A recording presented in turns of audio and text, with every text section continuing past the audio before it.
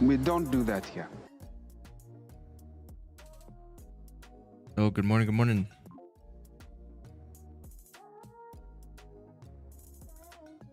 Good morning. Sorry, I got a bit late here.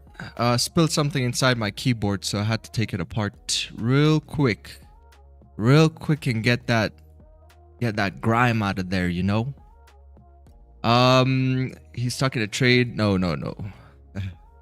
Not yet, Mr. Rashid. Not yet. We see prices moving up though.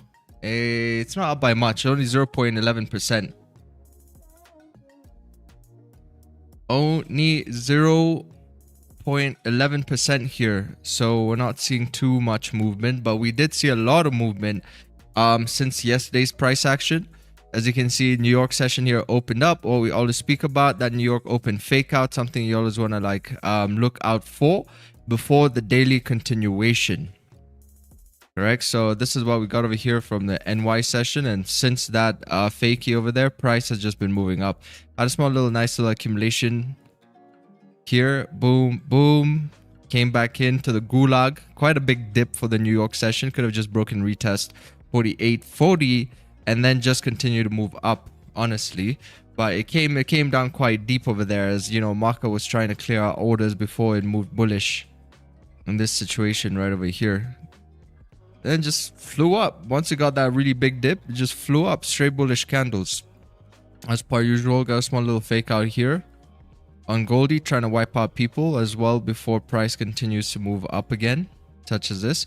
And since then, like, we've been still moving up, and we're still above previous New York session highs, which are right here. We're actually just flirting with previous NY session highs at this point. So it's like a small little break and retest of 48, 49, 40. Overall trend is bullish, so I think you're gonna feel a lot better looking for buys than looking for sells right now on gold.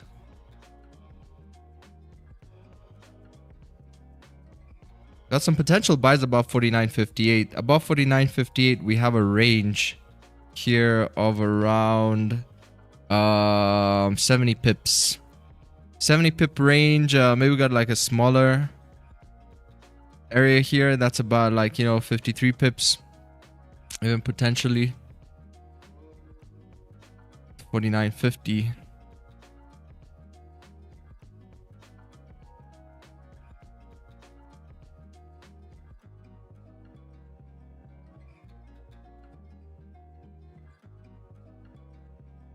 You potentially.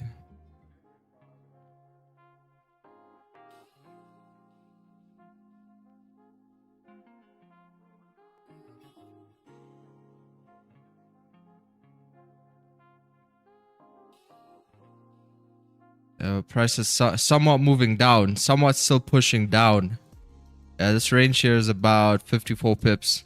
Looks like we're starting to dip a little bit down below New York session highs. Right here, we got the Asia highs by 49.32. Like, price breaks below that wick over there. Yeah, this is a Freaky Friday. We're gonna look up some news here, see what's going on. As good traders, every day gotta open up the newspaper, right? Open up the newspaper. First things first when we get to work. Gold looks increasingly like a hedge against Trump's unpredictability. Gold increasingly looks like a hedge against Trump's unpredictability. Pepperstone's Chris Weston. While many traders frame gold as a hedge against risk of the US-Europe tariff war amid Trump's pursuit of Greenland, he notes the yellow metal's gains haven't unwound despite the removal of the tariff threat.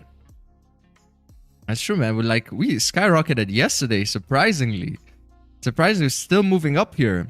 Maybe we got that PC price index data that came out that helped facilitate that push. And now we're gonna sit here and read the papers. All right, how do we bring this here? All right, so global central banks, particularly those emerging markets, are finding almost daily reasons to rotate reserves out of the US dollar into gold. And remember, they were said, like, institutions were advised to put at least 10% into gold. And apparently there's going to be an injection of more money into the market next week by the Federal Reserve. The head of research adds he believes spot gold and gold futures could hit $5,000 level in a matter of time. With the target now clearly inside and pulling in buyers, spot gold is 0.30% higher. Yeah, I mean, like, we already, come on, man. Like, how are we already at 5K? How are we already at 5K, chat? 5K is literally only like 333 pips away. Just insane. We're probably going to hit 5K next week, right? Gold hits new record peak. All right, so trade about 49.50 per ounce on Friday, set a new record and on track for its strongest week since 2020. Supported by lingering geopolitical risks and weaker dollar. Trump said he secured a permanent U.S. access to Greenland in a deal with NATO. Oh, he did? He secured a permanent U.S. access to Greenland in a deal with NATO, though details remain unclear and Denmark reaffirmed its sovereignty. He wasn't the Denmark chairman or king over there, wasn't he? He told Trump to fuck off. He said, "Let me make this very clear, Mr. Trump." Trump also canceled planned tariffs on European imports, while the EU said it will suspend threatened countermeasures but seeks clarity on his intentions. So, you know, Greenland's gonna get now McDonald's. They're gonna have McDonald's. They're gonna have In-N-Out. You know, it's like a village over there. So I was watching this video. Some people are like, yeah, I wouldn't mind a McDonald's here. Wouldn't mind some American intervention. There's nothing to do. Imagine if you're a Greenlander. What is there to do in Greenland? I don't think you're going to any malls, right? On the economic front, both headlines and core US PCE rose as expected, indicating that disinflation continues even as activity remains firm. Markets are pricing into interest rate cuts by the Federal Reserve later this year. That's what we said by the summer months. Because we'll get the new Federal Reserve chair in possibly by March. So June, July. We're going to be looking at those potential rate cuts. So hopefully this year we actually get it sooner, right? We typically get it towards the end of the year. Investors are awaiting Trump's choice for the next Fed chair as he completed candidate interviews, with a more dovish appointment likely to further boost expectation for additional rate cuts. So yeah, the way things are heading, we might even see those 2 double rate cuts this year by... first one probably come in June, July. That's 1, 2. Yeah, the second quarter, right? Q2. By the end of Q2, if not Q3. Not Q3. Definitely as we approach Q4, that's going to be a more potential, if we haven't had any action yet, for something to happen.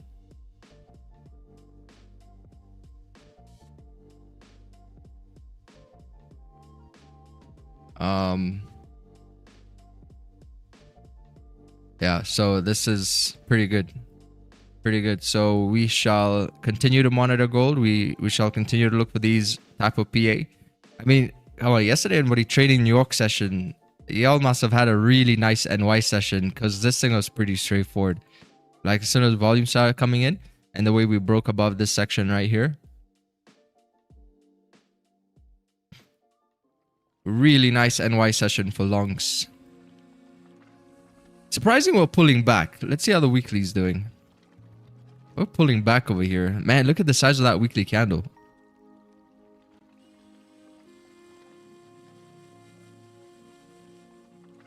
Up like 3,737 pips. That's huge. Well, that was the last time we had a candle this big.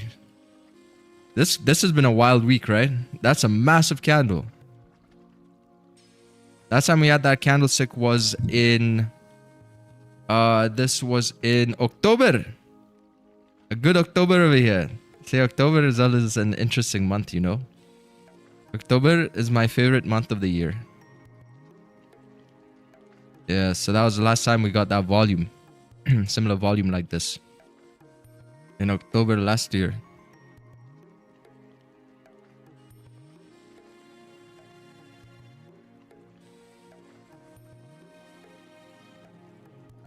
Daily candlestick just flipped down bearish, so we're no longer in this kind of bullish arena. unless we can stay above previous days New York session highs, which we are dipping below right now, starting to break below that.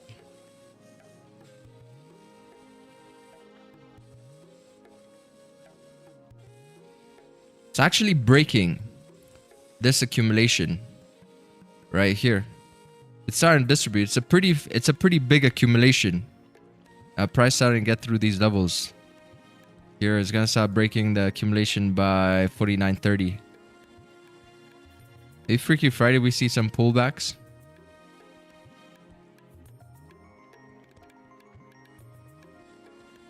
What is your thought on short on silver? Look at DXY just holding on for its life.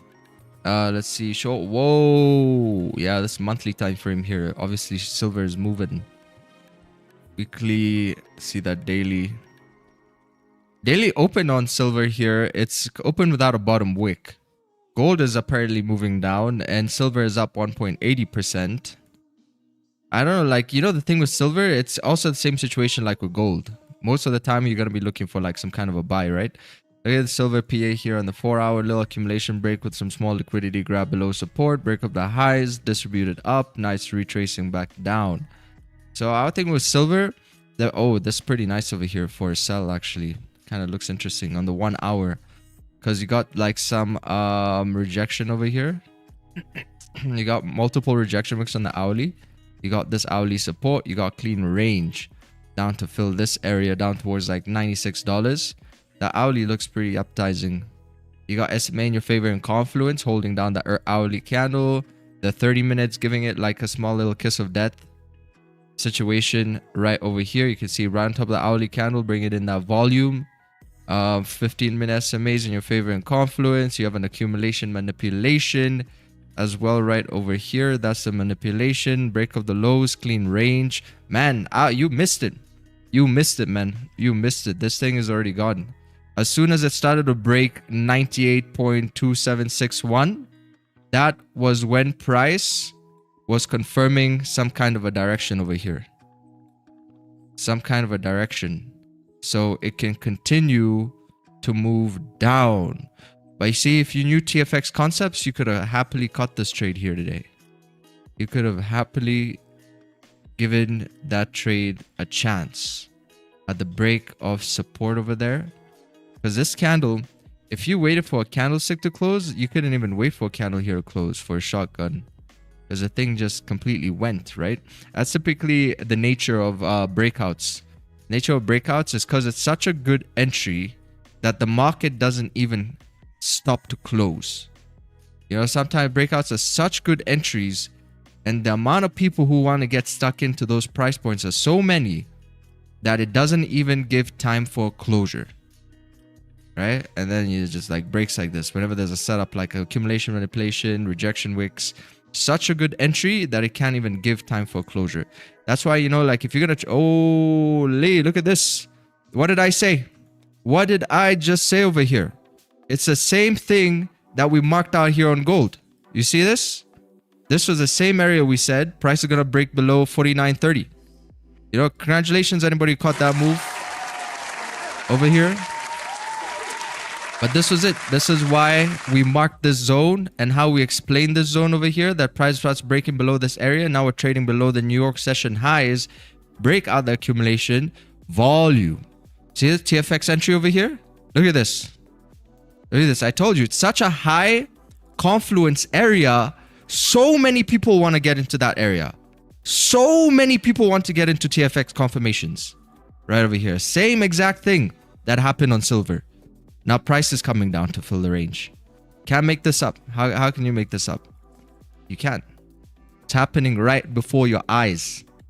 Now the only thing is you just have to execute. You know, that's a trader's job. Its trader's job is just to execute. That's it. That's all that you got to do is build confidence in a system, understand that system, and execute on that system. You know, now you see price here is fill the range, 130 pip range down towards support over here. And it's still moving down. Why are you running? Why are you running? And it's still moving bearish. we're actually trending on the daily bias now. You can see daily bias just flipped to bearish too. We got a next zone here by 50. We got like 49.11 now, coming towards 49.11 support.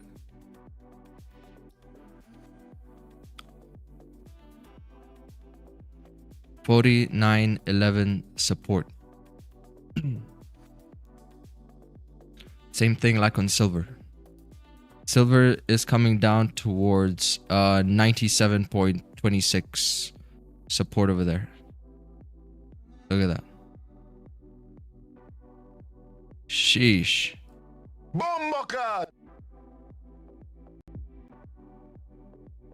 Holy. Why didn't you consider the sells in gold? Man, you gotta open your ears up. You know, we spoke about it. 2 trades, 3% done for the day, gold and silver.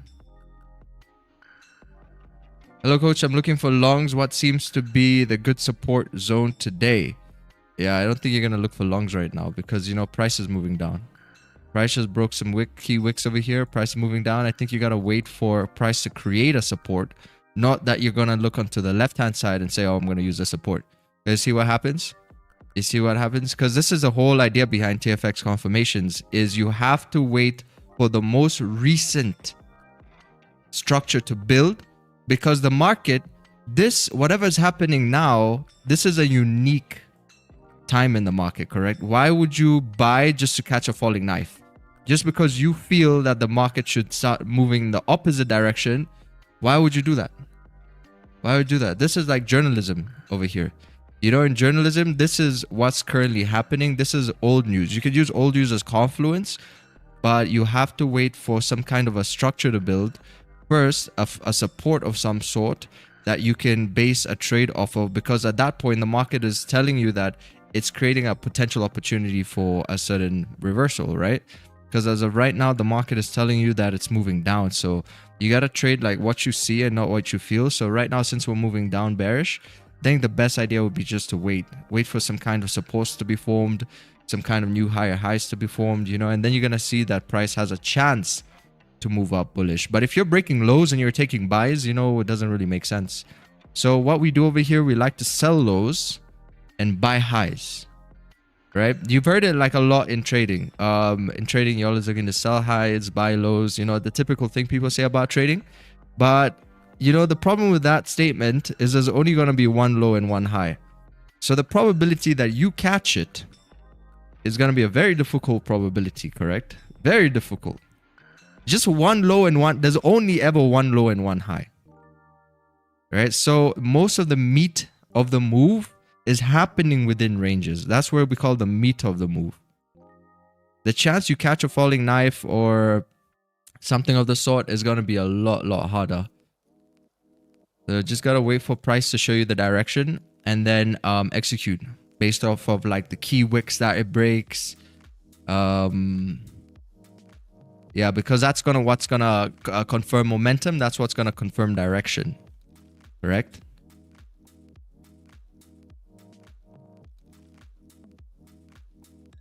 I got the tip of the spear on gold yesterday. Lol, but closed at 101. Hey, nice. You got that day New York session fakey. Yeah, you did cash the tip. Imagine that was the one low. Ricardo caught the one low yesterday. But you know, New York session fake out, what we speak about too. New York session fake out and then continuation on the daily. But you see, that was just one low. I mean, obviously you can make a case for the other lows which were created as price was moving up again. But you know, that's just getting complicated now. That's kind of like forcing yourself to believe now something else.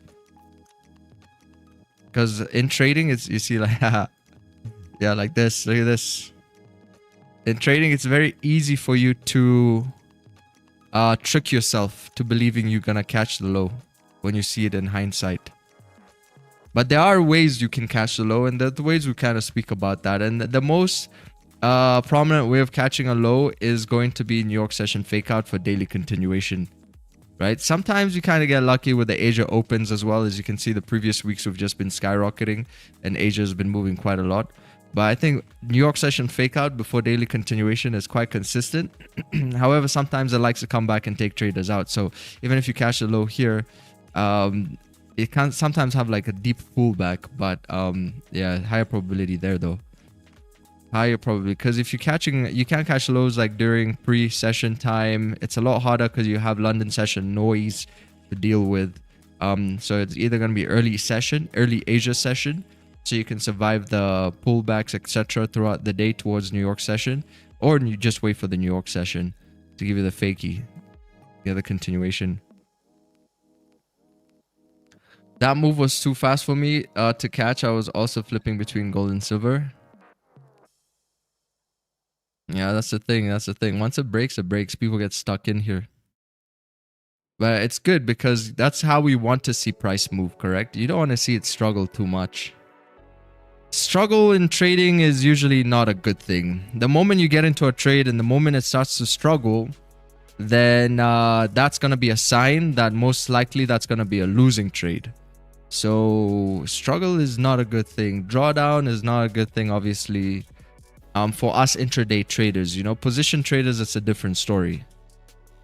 But for us scalpers, 90% of I would say most traders here on YouTube are like scalpers. Can't see too much struggle.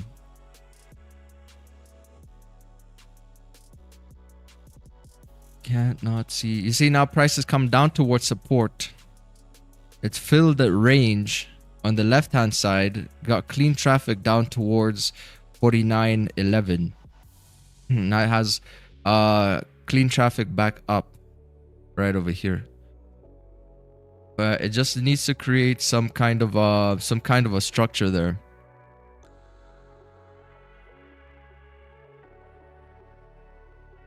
Looks like it was a move of the session, likely to consolidate rest of London. Yeah, definitely like the move for the session, because you see it waited for the London open here and then started rolling over right as the London open. You see like the market really loves timing as well, because why didn't it do it like earlier? You know, sometimes we're like pretty close to London open. There's actually an earlier console breakout that happened here as well. Looks like it came to retest that zone. That's a high value area over here, high value zone, or you could call like a high volume area. You see price broke below it and it came to retest, right? You can always kind of pick it out. Once you know what you're looking for in the market, you can kind of always pick it out, because, you know, a lot of the time when you're looking at the chart, it can be confusing if you don't know what you're looking for, right? So that's why it's really important to have like some kind of foundation that you know what it is you're looking for. Otherwise, it can get quite messy, right? The charts can look like spaghetti, I like to say.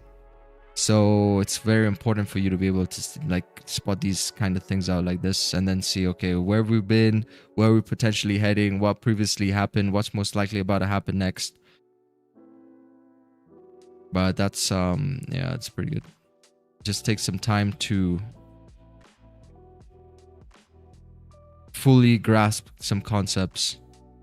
But let's see, at the 5 minute here, we created like a support, most likely create like some kind of a resistance over here, and then it will be a higher probability if candles can close above. But you know, seeing as this is Freaky Friday over here, Freaky Friday, and we're already down 0.40%, could be just sells. We could just see that daily candlestick create us a resistance by 49.36. And then $5,000 a Troy ounce will be the target for next week. That's what we're going to be heading potentially towards next week. So yeah, we're going to see some profit taking as well. I think this would be profit taking from institutions. From, you know, obviously the week has been amazing. Look at this, 3 white soldiers and then a 4th extra candle over there. So we might just be seeing some profit taking for the weekend, because you know why? Because of Trump. Because of Trump, we might see some profit taking. But also at the same time, we're going to see some positions being keyed in, because you got to be worried about what Trump might say over the weekend, right? And if you have such a nice rally like this, then for Freaky Friday, yeah, I think it makes sense we see profit take in the early sessions, correct? Early sessions after peaking up here by 49,670. And then maybe they start keying it back in for New York session, just on the off chance that Trump says something again. Get into that Asia Open. Bomboclat. You know, gotta secure something. See, even institutions, they gotta secure something. Yeah, and I'm a big fan of securing something personally. I'm a huge fan of securing something. Gold hits fresh record nearing $5,000. See, gold prices surged to a fresh record, pushing closer to 5K an ounce, milestone and heightened geopolitical risks. Economic uncertainty and a weaker US dollar. Let's see, silver futures climb 1.8%. The rally is being fueled by FOMO, fear of missing out, alongside continuous focus on broader hard asset supportive drivers following a slight easing in the US-EU tensions. Central bank demand remains firm. The dollar continues to weaken, and governments keep issuing debt with little clarity on long-term repayment. Meanwhile, PC inflation data, what we had yesterday, Fed's preferred inflation gauge came in largely in line with focus. That means it came neutral. In November, reinforcing expectations that the US Central Bank will hold rates steady next week. Oh, next week is FOMC.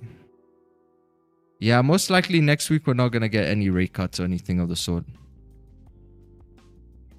FOMC. 5 days, 10 hours. FOMC next week, January. January got 95% no change probability over here. 95% no change. Yep.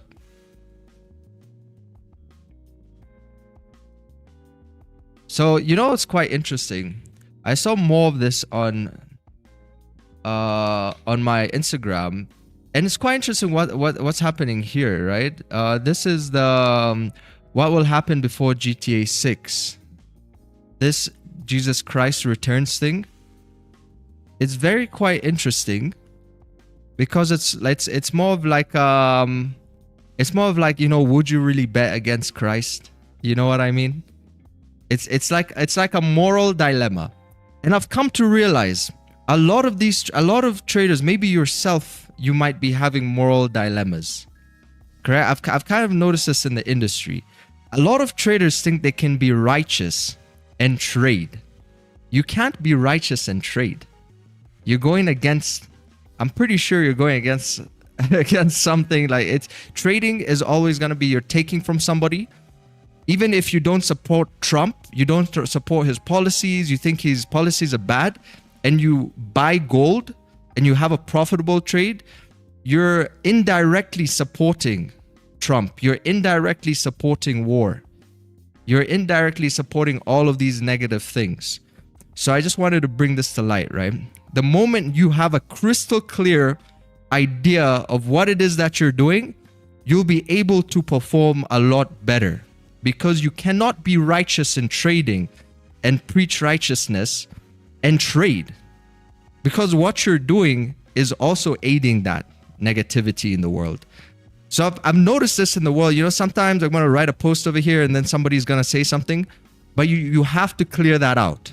You have to clear that out. In any industry, in any work that you do, you have to be crystal clear of what you're doing. Because the universe does not like mixed signals. Correct? So this is quite interesting dilemma over here. Like, people would actually bet against, like, say, he would come before GTA. But the truth is, the probability that happens is very, very low. And if you buy yes, then you'd make $2,000. But the point is, you have to be clear on what industry you're in. Right? You can't have one foot here and one foot there. You can't be Switzerland. That's the worst thing that you're ever going to do in life, is be Switzerland, right? Neutral. You have to be fully committed in anything that you do. Fully understand and realize that and be committed to it. Doesn't mean you have to be a bad person. It just means you can't be a hypocrite. That's all that means. Because I've seen it so much online. You know, it's the same way that people are going to go to the club on a Saturday and then they're going to go on a Sunday to church. They're going to sin so much on Sunday. During the week, they're going to scam people. During the week, they're going to do negative things. And then on a Sunday, then they're going to say, okay, so this is a reset. No, I don't think it works like that. It can't work like that. So whenever we talk about trading, if you're gonna be a snowflake about my opinions about the market, then just go find something else to do. It's not for you, because here money has no emotions. It's not tied to money. Money doesn't know the difference between bad or good. So it's either you want to make money or you want to be a hero. And this is a huge dilemma, because there are documentaries about this. There are people who made millions of dollars during 9/11, and they still feel kind of bad that they did that. But even a documentary, it's like, what would you expect me to do? You know, be a hero, save the US dollar, do the right thing, but lose money in the process. There are actually documentaries about this. So yeah, I think, you know, it's quite important over there. Very, very important. Don't be a snowflake. Oh, my trading view is lagging here. All right, let's see. Yeah, so just, you know, just be very careful about that, I would say. You can't do religion and trading. It's counterproductive. I think even in the Bible, Jesus Christ said when he went to, I'm not quite religious, but wasn't there a part in the Bible when he went to a city and he saw people trading? People were trading, people were having money on the tables, and he was flipping the tables. He was flipping them and saying, what is this? What are you guys doing over here? You know what I mean?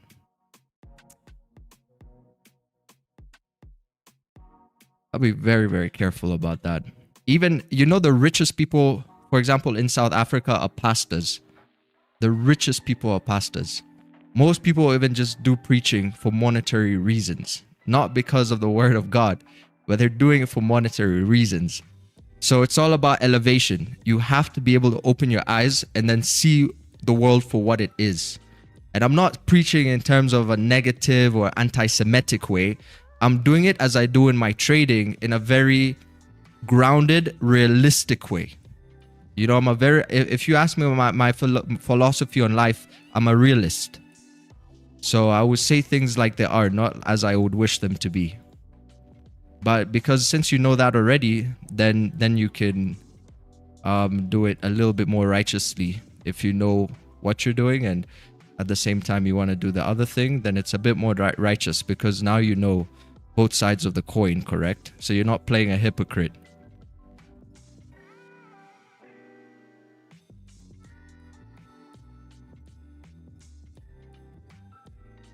All right, so created that support. What else? I don't think there's any structure here. There's literally nothing. There's no accumulation breaks. There's nothing of the sort. It would need to create something a little bit more appetizing. This could just be a pullback to continue to move down bearish. Hey, we got Marcelo back in the chat. I got to a 4-hour meeting. I was just peeking in. See you guys. Hey, nice to see you around, Marcelo. Been a minute.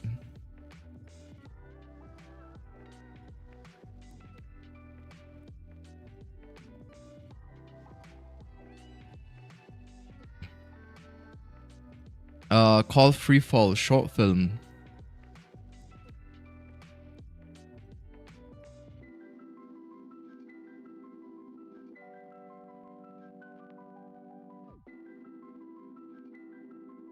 I think the most righteous people are probably monks, right? Because it's hard to be super righteous in a world, like in the modern world. But a monk, you know, a monk's life is pretty peaceful. They don't have what is this? I don't think I've watched this.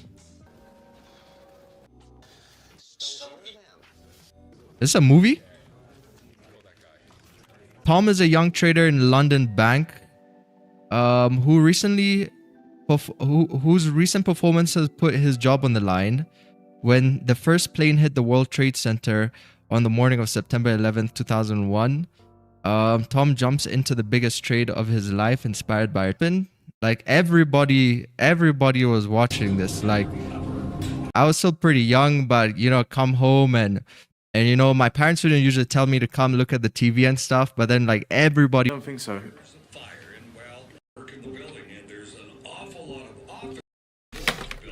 Now imagine this. Like this is like around that northern hemisphere part, like in reality. Whoa. Have you ever asked yourself? Yeah, but it's pretty W. I think I'll watch this. Oh, it's a short film. All right, nice. Yeah, I think I'm gonna watch this.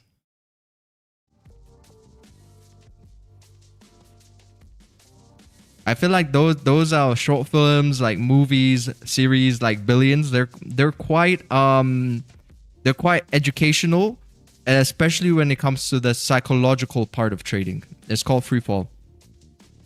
In terms of just understanding basic, like, you know, just kind of trading psychology there.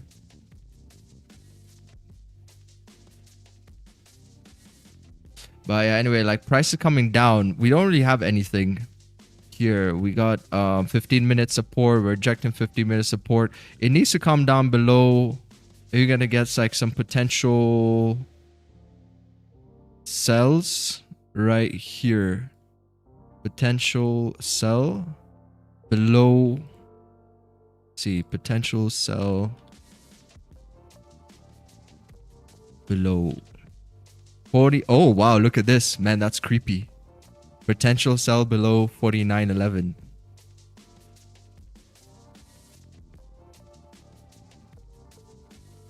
$49.11 over here.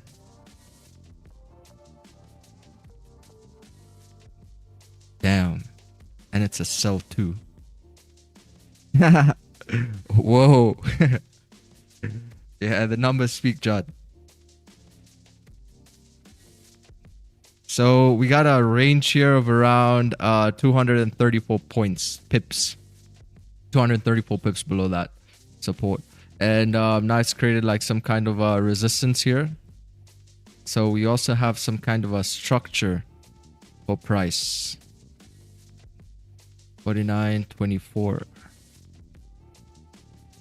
Then a clean range again up towards this next point.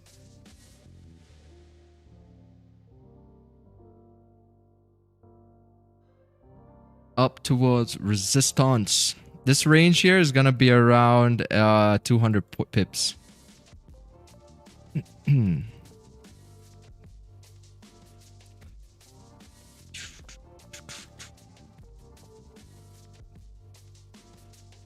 Very nice. Very nice.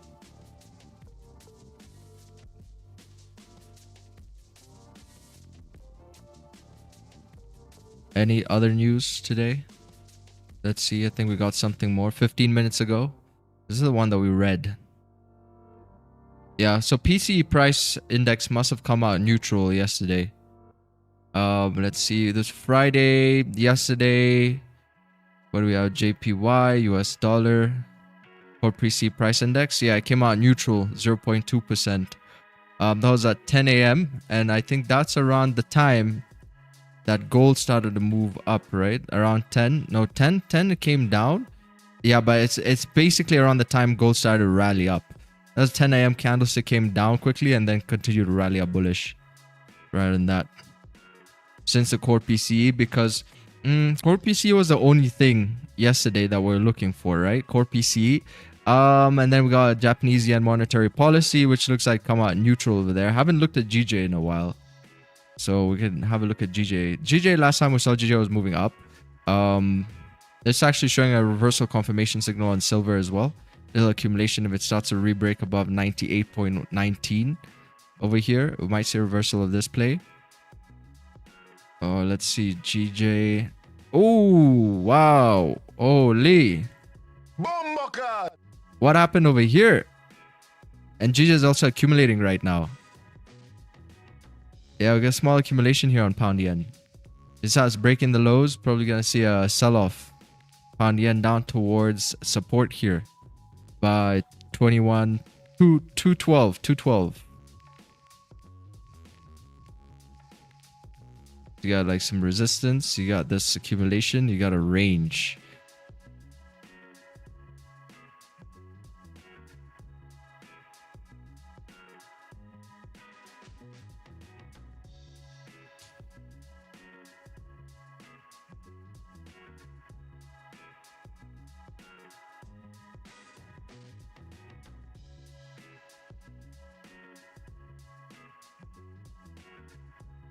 Got a range, but let's see. GJ predominantly should be moving up, right? Yeah, predominantly we are moving up bullish. overall. You got like potential buys above here. Candlesticks start to re-break above 213,797. Got a nice little range over here. That's gonna be about like 100 pips, and you got a nice little range here. Gonna be about, you know, like 70 pips. Yep, goldie is starting to move on down below 79.11 right now. See if this thing is gonna continue tumbling downwards. We're down 0.50%. Predominantly bearish. Daily bias is still bearish. So any kind of a buy or a potential buy needs to be at a key point of structure, because this could just have been retracements. So we gotta see, like, maybe even price could respect support here, start bouncing around, and then slowly find its way above 49.24 over there to keep moving up bullish. Kind of fill that range. Whereas pound yen is about to have a possible nut. It looks like it wants to nut. I mean, look at the size of this candle here. This was during a pre-London open, and it dumped around 228 pips.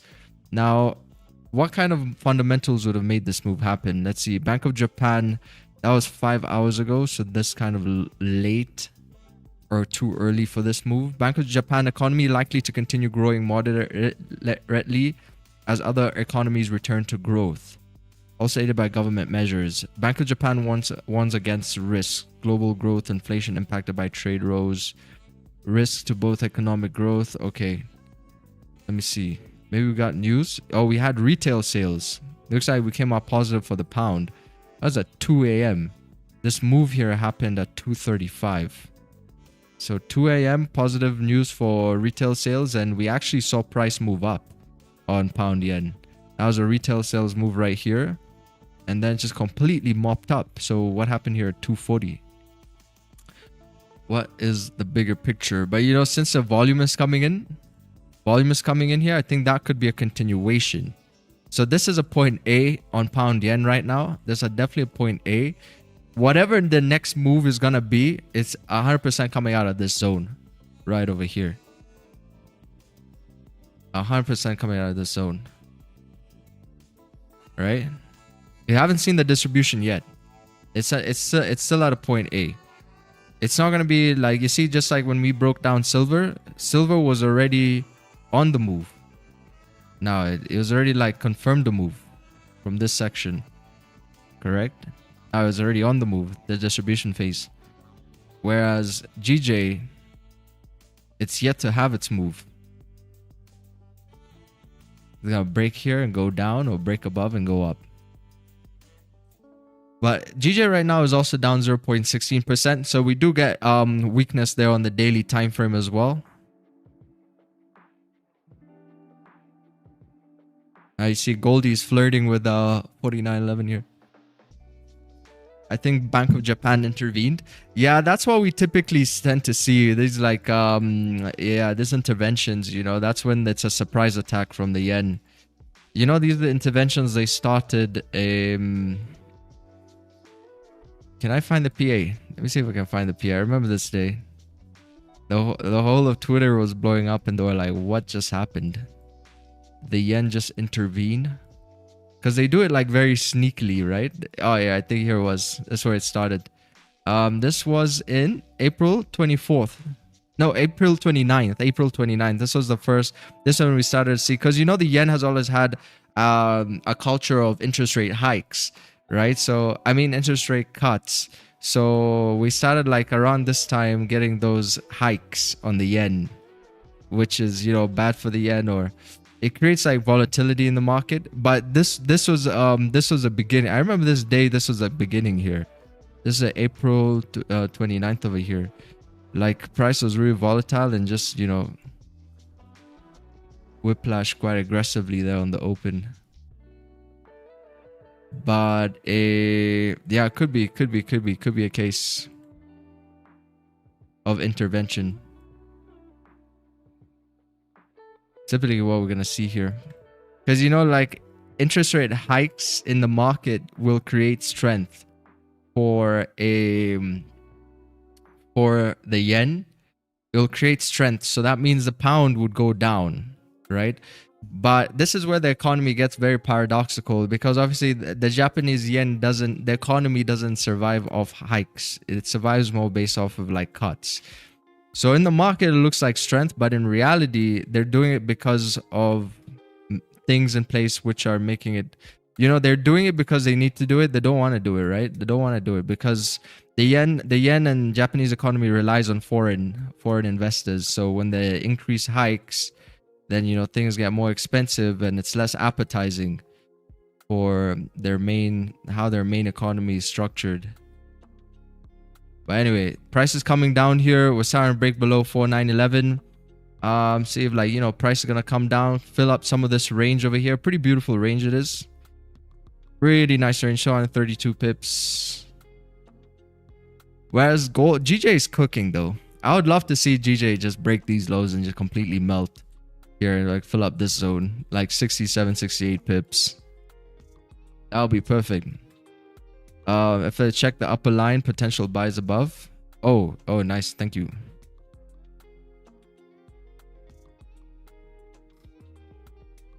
Potential buys above, potential sells below.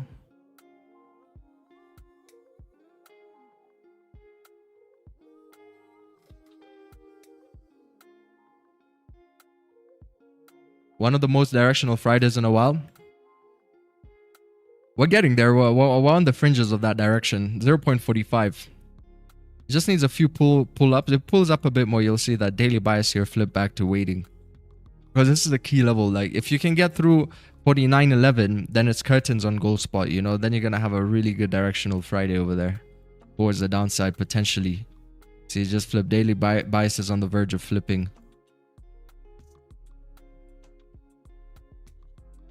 But yeah, since we got a really big move over here, you're gonna see gold kind of set up a bit more, play on these candles, because we just had this big move. But the good thing is we got a new hourly candlestick, so this hourly here has not yet had a move.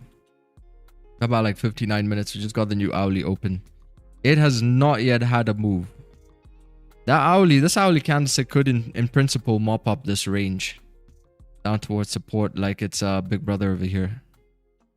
It could in principle do that, or shoot up and correct, go back up. It's still pretty fresh. There has not been a move yet on this hourly. I'd say it's like barcoding here a little bit on the 15, a little sideways action.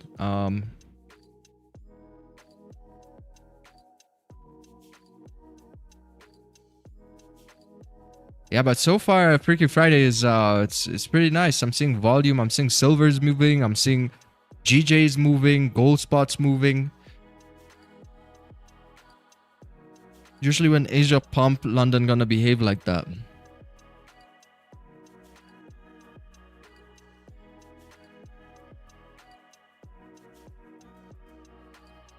Contact suggests yen move more likely MFO hitting the phones and checking rates rather than outright intervention. Contact suggests yen move more likely. That's a monetary fund hitting the phones and checking rates. Or like in free fall.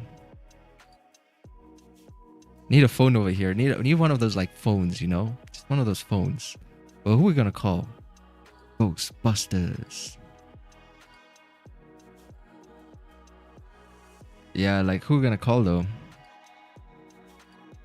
Well, we can just simulate. We can do simulation. Let's see. People love comment. Look at this activity here. 57 minutes ago. Woof. UJ. Goddamn. Monetary fund hitting phones. Monetary fund. Good afternoon. Yeah, good afternoon, everybody. Jerome Powell style. I think intervention fear news will spread after they're waiting Bank of Japan cash rate. They play the well game for SL hunt. A lot of like community over here on Forex Factory. UJ is effed. Another intervention on the way. Oh, people trading US dollar, Japanese yen. Where's GJ? Gbpjpy USD. Good intervention. What's next? That was a very weak intervention. Hardly 200 pips only. And now all yen pairs are rising again.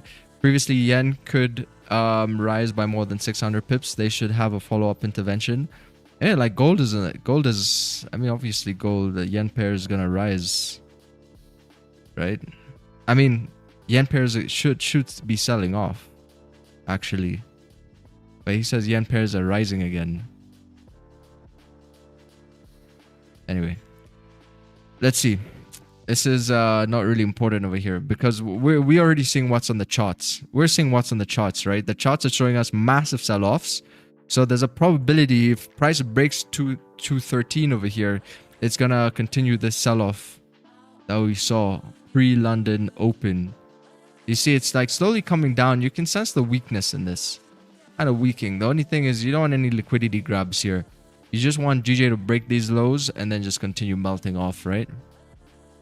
Because, you know, the idea is price shouldn't even be dipping below 23.31, 213.341 if it doesn't want to move down. It's pretty key mark over here.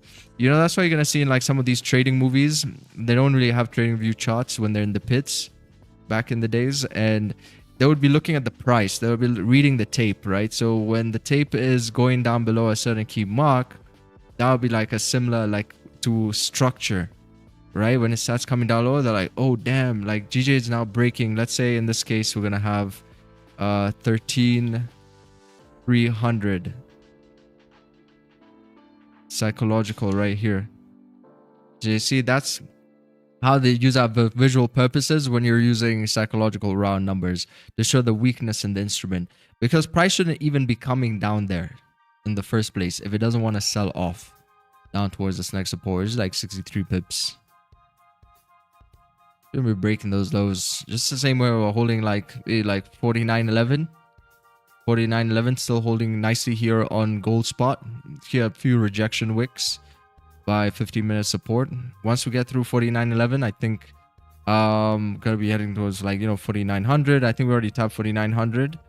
But yeah, I mean, we got this whole range to fill. Even on the higher time frame, it can still keep coming down based off the HTF candles. This is just a speed bump along the way by 48.77, but it can still keep coming down here. So essentially you're looking at a potential 798 pip range if price decides that it wants to tumble, right? Whereas on gold, on GJ, you're looking at a potential like 65 pip range. Price decides to tumble beyond like 213,300 over there.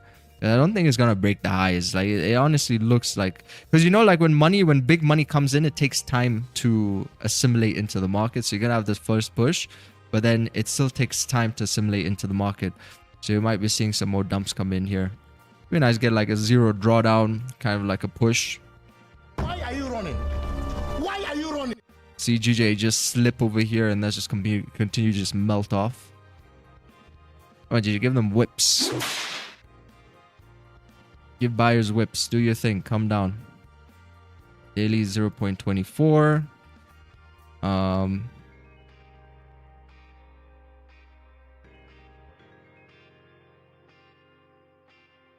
Yep. What time is it? Oh, it's an hourly candle. 4 a.m. Eastern. It's one little like wick fill opportunity there. Hey, it's Freaky Friday, right? Freaky Friday. Because like, if you're going to look at something like the pound is predominantly moving up. It's predominantly moving up. And today, daily is bearish. It's the same way as gold. Gold is predominantly moving up. Today is bearish, and same thing as with silver as well. It's predominantly moving up, but today on silver, this so far is bearish. Silver is trying to recover though. I see, because it just broke above the highs. It just broke above the highs, trying to do that reversal play right here. It's to like re-break this section and then pop back into the range. But yeah, so far we're like having pullbacks today.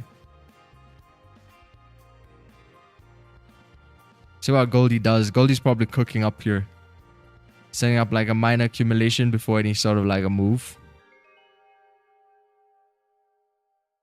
Think we'll see a big dump off.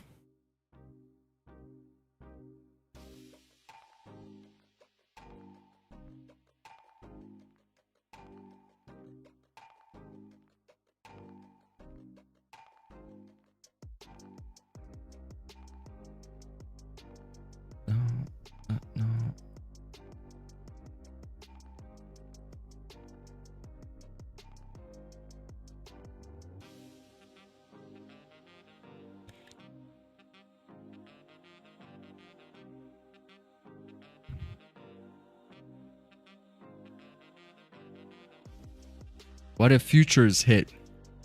Futures is by 49.70. All-time highs. See how that US 30 is doing? US 100, I mean.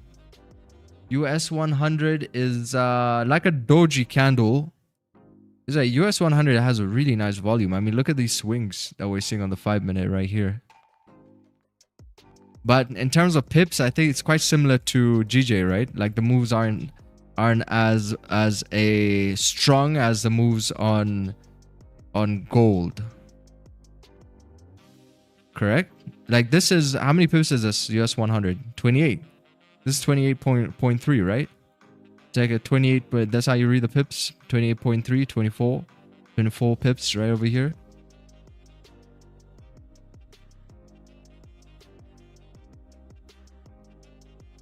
See, like this on gold is like 40 pips. You got like 40.5 pips. This move. So this move would be 24.4. So it's a slightly smaller volume. Gold is definitely still a lot more aggressive, you know? And that's why we love it. Because when it picks a direction, it lets you know if it's going to be a right trade or a wrong trade. Like it's pretty convinced of the confirmations that it gives. That's why I love gold. And when it comes to like other instruments and other pairs, you just have to trade them enough to understand psychology of them a little bit more. They will tend to move a little bit slower. Like, you know, like GJ, for example. GJ is like trying to move. I think if this was gold, if this was gold and price wanted to move down, this candlestick here would have already been like that. You know, you'd expect that volume to have already come in and say, okay, you know, we broke this level. So if we are going to be moving down, let's just move down. Let's move down and fill that range. Silver might be having a potential reversal here. It just needs to get through this area. But I see like low volume because I see this candle close above resistance. And then this next candle here kind of close with low volume and then like fully break the highs. So not typically a good sign, you know, especially when you're looking for breakouts and then you're gonna see price break but then slow down. It's not typically a good sign. The market sometimes uses it to play on psychology because sometimes you might think that, hey, it's slowing down, that all of a sudden you get something like this and you're like, damn, I missed a move because I wasn't so confident about that candlestick. But you see that candlestick already shows like low volume typically. You even see how like silver's starting to pull down kind of aggressively. It just does not give confidence, right? Because whenever we see like these breakouts, that next candlestick should just rip up. Like if candles close like this, get a little shotgun play, it should just rip up. Because that what we have seen when we look at our data, that what creates a profitable trade. So we have to see those same things. You know, I think you're going to learn a lot from your winning trades. Like if you go on my winning trades, go and click on these links over here. They're going to take you to the Discord, the community Discord here. And you can see all the winning trades and you can see what similarities may have there been that contributed to that potential win. All right, let's see. Architect, we got a booster. Hey, thank you, sir. Appreciate it. One of us. Gobble, gobble. One of us. One of us. What's that? Another thread in join TetraFX team. Yeah, I gotta go through those threads later. See if I can stop them all. I gotta do it for all the channels. Yeah, appreciate it, man. Thank you for the boost. Thank you for the boost. Oh, whoa, what's going on here? Some kind of psychedelic effects on your Discord. Some cyberpunk. Is that Halo? That looks like the Halo helmets. Is that some Marines?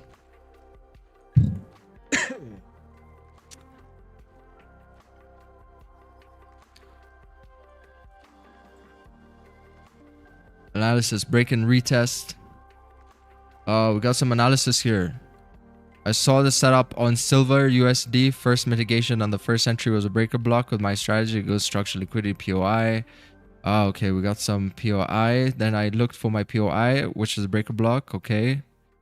Second entry. Noticed that was aggressive entry. So I waited for another setup. Little retracement. Okay, awesome. The only setup I spotted during the pre-London session, but I hesitated because of the 1 hour candle was selling off aggressively. Oh yeah, I mean that's the thing, right? That's the thing. But you see, it's showing to you. Remember we spoke about this. We made a video on this. But yeah, I get, you know, sometimes you're gonna hesitate. It's alright. But we spoke about this in a, what video was it? How to trade choppy markets. Which was it? The secret, how ranges are secretly controlled. Yeah. Wait, no, I don't think it was this one. It was probably this one. Is it how to win in choppy markets?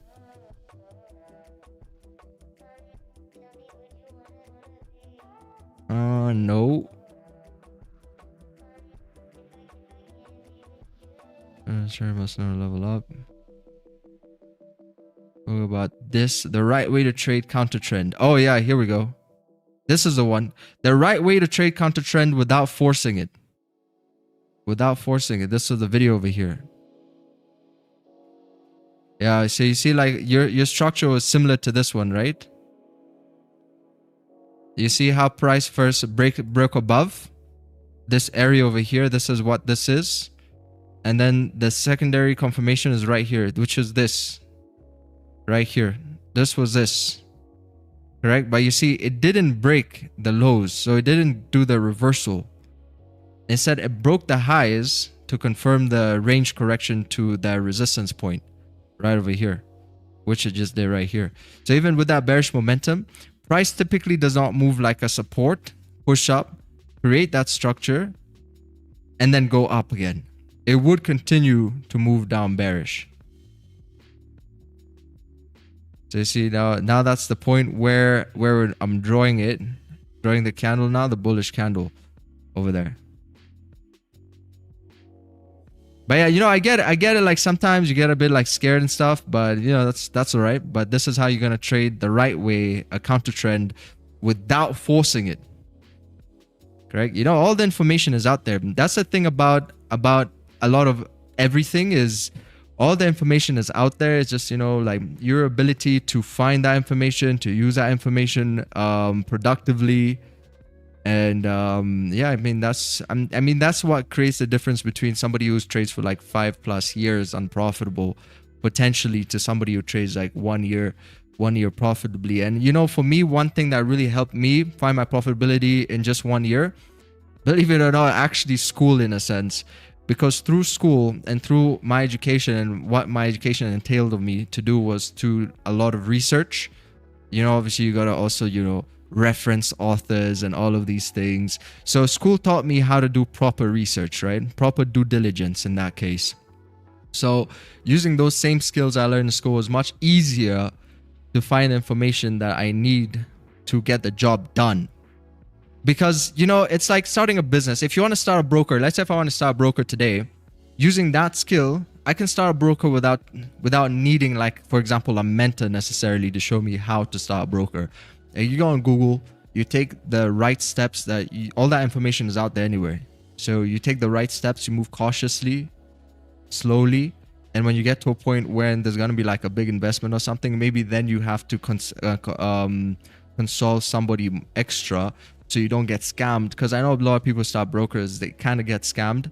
So, or they end up paying a lot more fees if you get like white label broker, for example. So you see, it's just these little nuanced, intricate things which help you make the right decisions as you go. And the whole idea is just not being oblivious to it. You know, you have to be very open, like a sponge, to all information that you may receive. Right? But also you gotta have a good filter as well. Took this buy on the 15-minute during the NY session. Oh, awesome. Yeah, I was looking at this little console breakout. Very clean. Very nice. Very nice. Everything's on YouTube, man. I grew up on YouTube. I learned how to tie my shoelaces on YouTube. You know what I mean? I learned how to tie a tie on YouTube. Because we're living in the information era. Like, I didn't have a dad to teach me these things necessarily. I learned all that stuff myself, you know, like ever since I was younger, like because the information is out there. I learned how to play guitar on YouTube. I remember the first time I bought a guitar, my brother was like, oh, he's not going to play it. My mom was like, oh, he's probably not going to play it. Man, I learned how to play that thing on YouTube. I was part of a band. We went for events as well. We played at events. You know, I remember we played like Linkin Park songs back in the days. You know, it became like a whole thing. I learned how to skateboard on YouTube. You know, I learned a lot of things on YouTube. It's just like all that information out there. Like you're literally limitless. Anything that you want to learn how to do, you can learn how to do. You can become a Michelin star by next week if you wanted to, at least for one specific recipe. You can master one Michelin star recipe by next week. And that will be a go-to dinner when you cook for people. You know what I mean? Like you're literally limitless. So why should trading be any different? Right? All the information is out there. Hey, this price is coming down over here. Oh, getting the sell-off now. Potential sells below 49.11. Yeah, I think it's breaking out. It's breaking out of accumulation. That looks like a volume breakout from this section right over here. Boom, boom. Volume breakout. Starting to break below 49.11 over there. This is like tested that area quite a bit. Oh, we just got a 5-minute close. Oh, that was with a 5-minute open. So that happened in the last few seconds. Ooh. Yeah, that's a very scary situation because whenever price breaks out like that and the 5-minute closes in like 5 seconds and it just pushes like a lot of pips in 5 seconds, you can see barely creates a bottom wick. Then next candle has that probability of opening up and just freaking whipping. Very nuanced thing that happens quite a lot in the market. I'm sure all of you have experienced this before. Like when price starts to break a level very quickly, candlestick's about to close, man, that next candle, yeah, the next candle gets a bit risky. But it's trying to break below 49.11 over there. It looks like GJ volume is slowing down as well as it is trying to break below that support here by 213,300. You see it's like hesitating. It comes like this and then volume kind of like dries up. So that's not really a good sign. It should just break and come down. But you see it broke below here. It's starting to hesitate. So I think it will need to get through support again. See, it created a support exactly at the psychological mark. Right? Pretty much. 213,300 created like a support. So it's still kind of holding like some kind of a psychological support over here.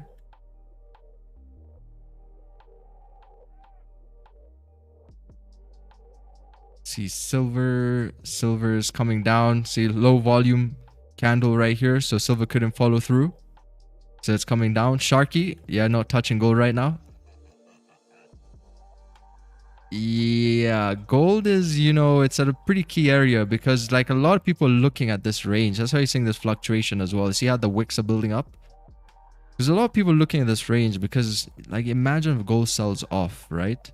You have this whole section to correct. Because this is the way I use like clean ranges because I've seen the market loves these clean. They're like magnets, you know? These ranges here are like magnets. So it's like, you know, price starts breaking key areas. You know, that was the first accumulation that we broke down when we started stream. Was this one right here. So as price started breaking those lows, man, just completely melted to mop up this range on the left hand side. So it recognizes, you know, one thing about the market, you're trying to understand like what is it recognizing, you know, like what is it looking at, what is it thinking? Because, you know, like at this point you're trying to study like almost like trying to study an animal, right? And you're trying to think like, how does the animal think? You know, what does it think when it's doing a little accumulation here like this? And what does it think about these like little sections here? And then you got to see like its behavior over sample sizes over a period of time, years of collecting data, Then you're going to be like, wow, okay, you know, there's definitely some kind of a pattern here that this happens and creates a possibility of a certain result. Right, so that's what we got over here, like little push up, consolidation, break of the lows, fill up the range. And the same way as here. Now it's like you're thinking, what is this thing thinking? As it's like fluctuating here. Why is it fluctuating here? You know, it's super important to look at how you speak to yourself as a trader. You look at the words you speak to yourself when you come to the charts. How are you dissecting the market? Are you operating from a point of need? Like, oh, I need this signal, I need this trade to win, or or like operating from a point of fear, where you're like, what's really happening? I'm not sure what's happening. You know, or like, are you operating from a point of like actually trying to dissect and understand? Correct? Because I can tell you, like, in my first year, I was operating more from a point of trade. I need a trade. I got a 4-hour support here. My mentor tells me 4-hour support is a strong confirmation because it's a 4-hour support. So I'd operate from a point of need. I'm at a 4-hour support, so this needs to be like some kind of a buy over here instead of a point of understanding. I think it's a huge difference, right? Huge difference. But you see, like, we're hesitating by 49.11 and start getting through 49.11. Curtains for gold spot, most likely. You're gonna see this thing tumble a bit more. Yeah, as a GJ is still kind of slow. That's why I don't typically like pound yen too much, because it's a slow moving pair, correct? This is a slow moving pair, generally speaking. I feel like this distribution here should have let it played out if it wants to play out. Should break below that low. US 100 is setting up a potential pullback. A little accumulation there. Starts breaking above 25,500. I think that'll be pretty good.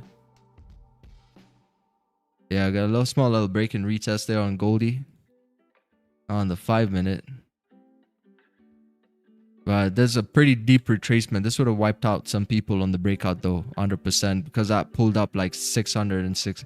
It pulled up like 66 pips. So that would have wiped out some positions, even if it wants to move down. But let me see. How much was the break though?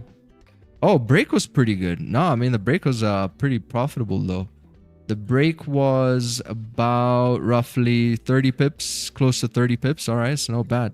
Could have gotten in and out before that actually pullback happened over there. So yeah, 30 pips, pretty solid. Pretty solid push on Goldie. It looks smaller, right? But these candlesticks are huge. Yeah, these candlesticks are huge. 16 pip stop loss might have been tricky, but 20 pip would have survived that.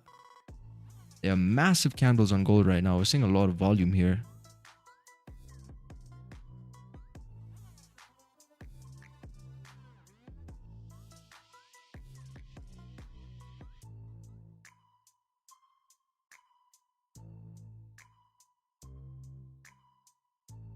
Yeah, whenever you really need something, you're less likely to get it. Approach the market with the mentality of abundance. Next moves around the corner. Well said, architect.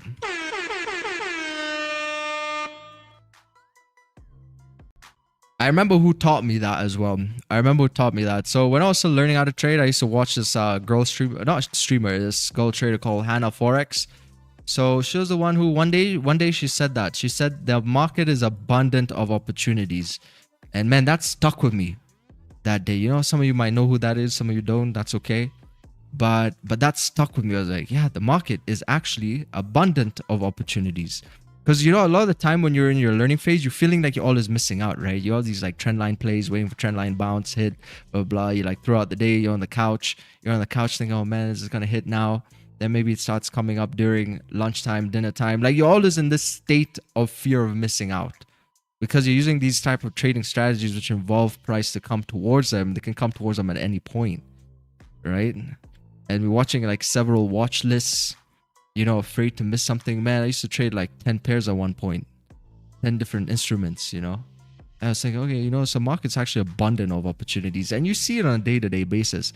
And then over the years, I realized like each hourly candlestick will have at least an opportunity. So what's the rush? You know, but then that means my system had to change. For each hourly candle to have an opportunity, your system also has to shift. And it has to be a more real-time system, not a one where you're going to wait for a fair value gap, because fair value gap might get hit this hour, next hour. You don't know when it's going to hit, depending on what time frame you're using. But when you're trading with real-time data, you really see the value of not feeling the fear of missing out, because every candle or 1 hour candle will give you an opportunity. And that psychologically puts you at a different level, you know, because at this point you're not chasing. I took like since the start of last stream 4 trades, only 1 full lot size, all others not even 10% of my profits. I just trade then because I see the setup and trading through pairs. So there is a lot of opportunities, that is for sure. Yes. Yeah, Goldie's finally starting to break through that level. I think what Goldie just did was it paid out the first round of a sellers over here. Nice little like 30 pip move. Pull back up, kind of like wipe out some accounts. You can see it came pretty close towards that resistance point here by 49.15. Right, 49.15, still respected 49.15 over here, but sometimes it's enough. Just push like this is like 66 move. Like this is enough to get some people out before that continuation. But it's because the range is so big, right? We talked about these ranges are like magnets, correct? These ranges are like magnets, right? So right now as it's coming down, it's attracted towards 48.77. That range is like a magnet. Like you could come here, go on my trade setups, just like all-time high buys. But most of the time you'll realize that we're using these ranges as a kind of a confluence. Look at this. Yeah, break above that area over there and then like just completely mop up. So it's quite important.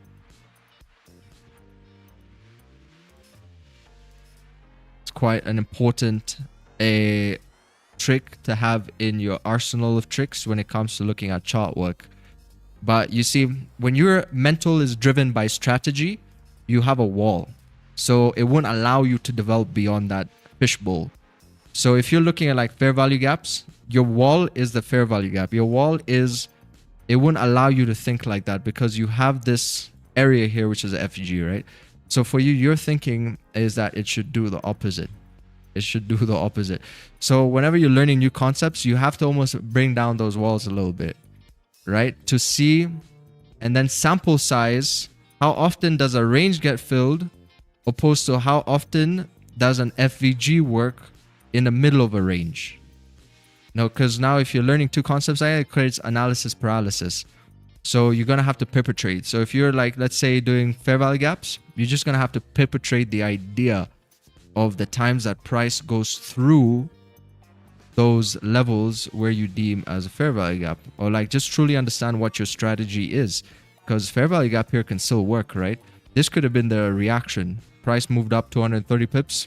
I don't know, just a random spot that I put. Awesome. That could have been a winning trade already. You don't have to be right about the full direction, but at least see if it still plays out. Awesome. If it gives you a reaction and then plays out, but then later comes and fills the range, that's good, because that means that's just a probability of the trade during that time for your probability for the trade to work, right? Because you know, when a range gets filled, it gets filled only one time. When a fair value gap gets hit, I think it can get hit multiple times, right? It get like once, pull up, maybe even come down again, hit again, pull up. But when we're looking, just generally speaking, like a range will only get filled typically one time. Correct? So you also got to look at the time that you trade. Is this a time when ranges will get filled? Because you know the times when the fair value gap could work, because it's not a time when a range could get filled as well properly. But right now it's 4:30 a.m. Eastern. So I still think there's a lot of volume during this time up until 5 a.m. in like 30 minutes. So it would be nice to see if Goldie can keep moving down. We're just flirting with 4,900 here. I think I would just tap like 4,900. Yeah, I think that's going to be the next wick. So we got 49.11 here by support, but 4,900 seems to be that wick area. Next psychological mark, because beyond 4,900 there's nothing, there's no more psychological marks. You know, we got like 48.96, 48.888. There's nothing beyond 4,900. So 4,900 is a key mark, and you can see how beautifully the market reacted off 4,900 as well. You see, pretty important area over here. Look at that wick, straight wickage. Gold snapping hard before candle closing. It's battling the sell-off because it knows there's a clean range down over there. Once it slips, it should just come down. So it's fighting the urge to dump it. It looks like GJ also rejected 213,300. See those rejection wicks over there on pound yen? Low volume, slow volume equals potential whip. Pound yen.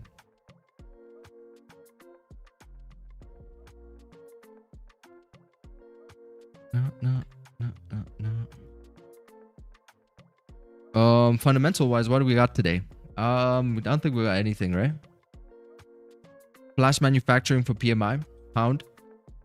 Euro news, US dollar flash manufacturing, 9:45, about hour 45 minutes into New York. We're expecting here neutral numbers most likely. Yeah, it doesn't seem like there's anything for Freaky Friday to look out for. Let's see what Trump's gonna be doing today. The 23rd.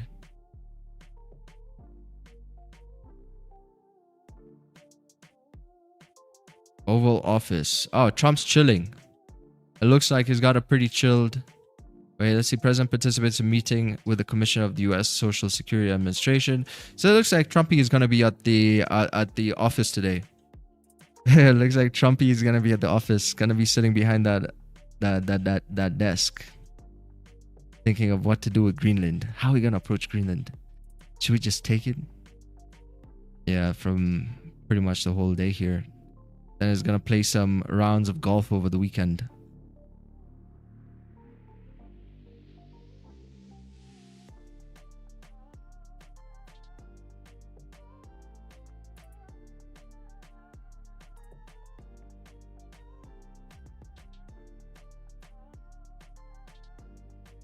I'm seeing a nice shotgun sell on the 15 if wicks get broken. Oh, yeah, that would be really good. That's true. 15-minute shotgun. Beautiful pull up. 5-minute will also show like a small accumulation here, because you're going to see what's going to happen is when a candle comes down on the 5, that's going to be like a barcode, right? Barcode little accumulation break by 4,900, psychological mark in confluence with a shotgun play. So loads of confluence there. Once it breaks 4,900, that's true. You get a lot more confluence. So far what Goldie has done is just paid this breakout here, about 30 pips, pulled up. It's trying to push down again, but I think the next confirmation will be at the break of 4,900, because yeah, this one paid out, and at the same time remove traders on that pullback to come down. So it's like kind of whiplashing, still deciding where to go. So by the time it re-breaks 4,900, that's when the next confirmation around the confirmation is going to be coming in. Because remember, like, these fluctuations is actually how we make our money. Like, these candlesticks are big, right? So you get like pretty decent sized pushes from those candles. You don't have to be completely correct about the direction, because the market, when it chooses to go, it will go. If you so happen to be in the trade at that time, awesome, you got a bomber clot. You got a bomber clot on your hands. But I think there's a high probability once you get 4,900, you get the bomber clot.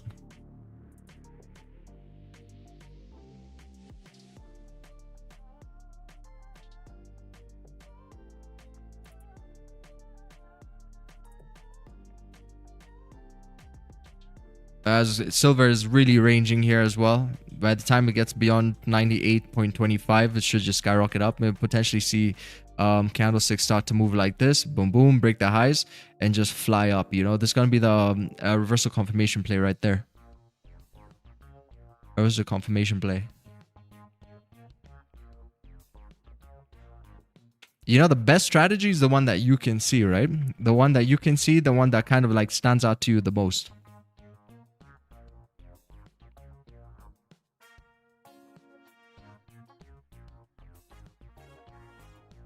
Yeah, I got 7 minutes, 14 seconds for candlestick here to reflip. Yeah, reflips and breaks, that would be perfect, because they already created stop wick. Stop wick, boom, boom, create that top wick, break the lows. Then we should be off to the races. Why are you running?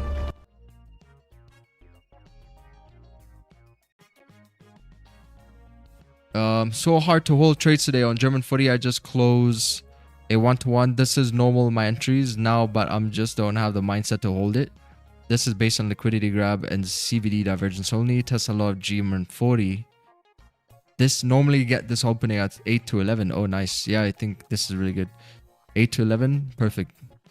So you got a time that you're journaling, but journaling trades always the same time. Nice, perfect. Yeah, you always gotta, you know, the thing is, like, whenever you do your back testing, and we're gonna do simulation session this weekend. in the mentorship. So we're going to simulate, and whenever we do our simulations, we're always doing simulations from the time that we will be on the chart. It doesn't matter for you to journal or do other things during a time you're not really trading, right? So you're always kind of doing it during the time you're going to be actually executing. That's why when we do our simulations, we're going to do it from pre-London to London Open up until pre-New York. Yeah, this Goldie here does not want to budge. We want to see it come down, but let's see the hourly. Hourly is still fresh too. Like literally, the hourly candle has not moved anywhere. It's still kind of like within this range. How much more weeks we got? We got like one more week. Yeah, amazing month. Let's see. One more week over here.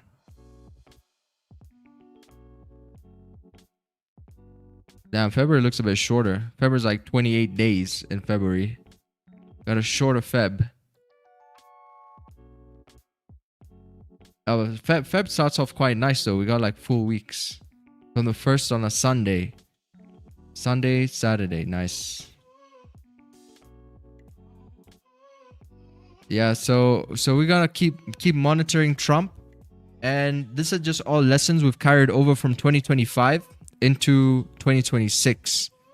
So we're gonna keep doing what we're doing because now we know how markets are really been driven by these macro fundamentals, how that volume is really starting to kick in. So keep tabs with those runners.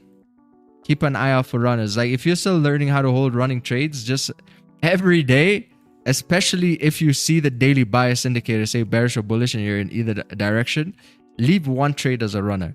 Trust me, you're gonna have an amazing 2026. As long as we're getting this volume, it's gonna be perfect. It's gonna be perfect, man. Because even today, like, look at this little break here. Like, it looks like such a small break, but this is already, for example, 30 pips.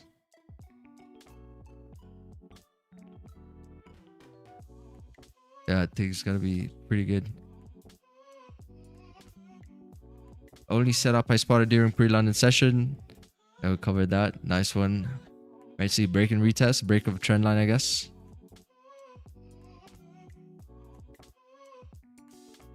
On the 1 minute. XAUUSD. We got some buys, sniper entries. Yeah, I mean, like, this was liquidity grab. You could have also got another break of the highs here. I think if I took this trade, I'd probably get out the break of the high right here. Get a break of the high, get a bit of drawdown in, and then have price move up.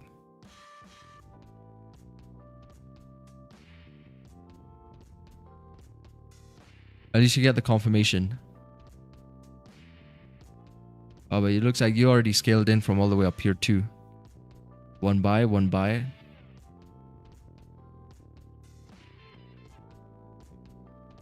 Beauty. Oh, nice. Also got like a small gap over here that I needed to fill. There's like maybe a potential magnet.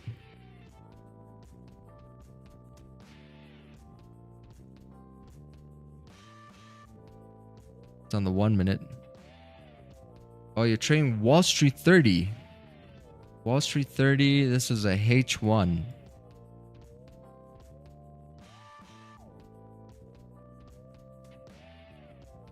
This is forming nicely.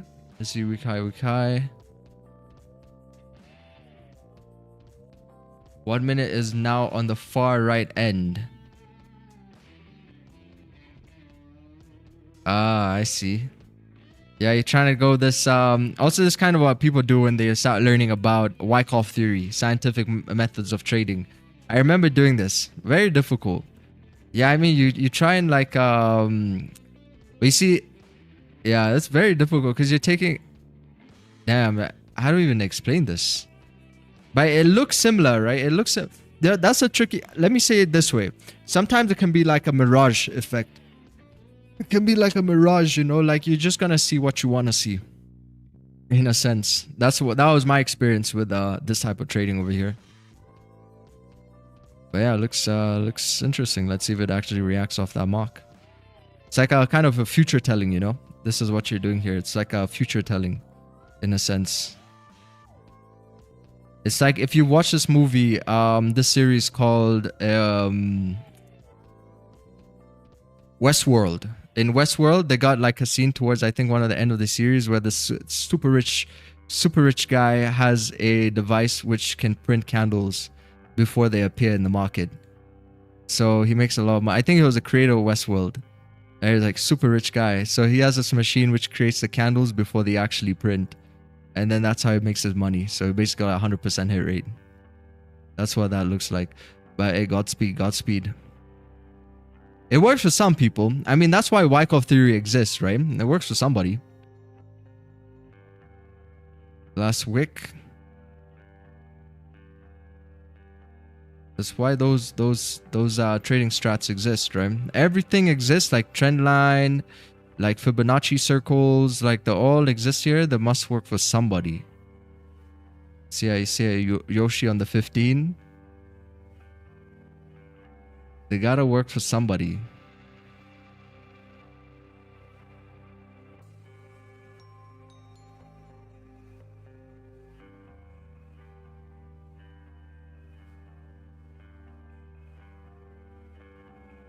Also, gold is struggling on the break too, huh? It's not like distributing yet.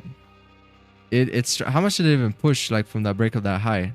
Like 30 pips again. Literally like 30. It's getting close to like 30 pips. And then reversing all the time. There's like a 30 pip move. He had the break of the high, another like 30 pip move. And then it's struggling and then coming back down. That was that inverted head and shoulders with liquidity grab confluence. Gold heads for the best week since 2020. Gold east towards 4,900. Yeah, I see. I told you, chat. Like what I say, like literally 4,900 per ounce level on Friday as investors took breather following a sharp rally that pushed bullion to a record high. Yeah, 4,900 mark is super important, man. If we get through 4,900, that wick where we wicked, like it's much a probability for curtains. Like gold will try and fill that 15-minute range. It's a pretty big range. It's quite obvious. Despite the pullback, gold is on track for its strongest weekly performance since March 2020, supported by fading confidence in U.S. assets, as persisting geopolitical tensions and broad economic uncertainty. EU leaders expressed relief from Trump's decision to back away from the tariff threat tied to Greenland, while warning they remain ready to respond if similar pressures emerge. It feels like we're about to go into a little quietness regarding macros, because I feel like Trump backing off like this also has resulted in some kind of backing off as well, like in the market. Like there's still that looming geopolitical uncertainty. There's still that looming threat towards Greenland. But as of right now, at least how I feel or what I'm reading, it feels like we're going into a section of potential quietness. Unless like Trump says something again on the weekend. You know, because now he signed like, it's a lot more moving towards like peace, kind of like more of a peaceful situation with a looming threat to Greenland. But nothing like when he said something that's convincing to people that he wants to do something, you know? So, but we'll see. We're gonna see next week, man. Like the way gold is full of surprises, gold has been surprising me so much. Like these previous weeks, like I was not expecting gold to do this. Correct? I was not expecting, like since literally January, the beginning of January, this whole month, basically every week this month has been a no bottom wick weekly candlestick, just skyrocketing bullish. Like literally, we got one more week. We got one more week left, so what's the chance next week we also get a weekly candle open with like no bottom wick? It's been a surprising January. January started with a bang this year. I don't think January on other months started like this good. 2023, 24, 25. Yeah, 2025 was quiet. They're like 14% in 2025. January was pretty quiet. Up until March, and then volume started coming. Then we started seeing bigger, larger candlesticks on gold spot, 2025 March. And then we're like, okay, you know, this is interesting. You know, what's kind of going on over here? Like people are a bit like, you know, we started to look at that. And we're like, wow, you know, okay, this volume looks like it's here to stay. Then we got like April, I think onwards from March, we started getting more confident that this volume is here to stay. You know? And now 2026, man, 2026, we're all just expecting madness from markets, right? Everybody's just expecting gold to move up. We're expecting silver to skyrocket. Man, the amount of people making money on gold, like just position holding and silver, is insane. It's just insane, you know, because we're in a bull run right now. And this is probably going to carry through 2026 as well. This is the first month. This is the first month and we're starting like this. Man, the rest of 2026 is most likely going to be the same thing. The same thing. The only difference now is like traders are a little bit more prepared, right? See, let's see. See, gold heads for its best week since 2020. Imagine that.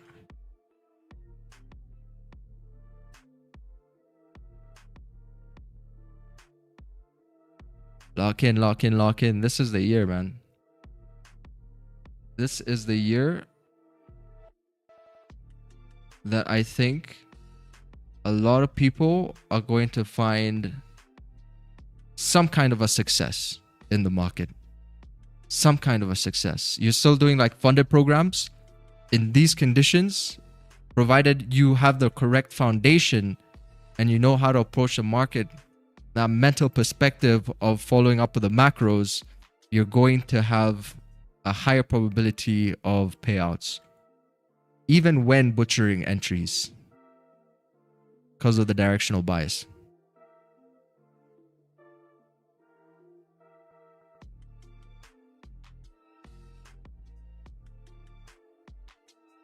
I see a reversal play on silver. It's been struggling to move down.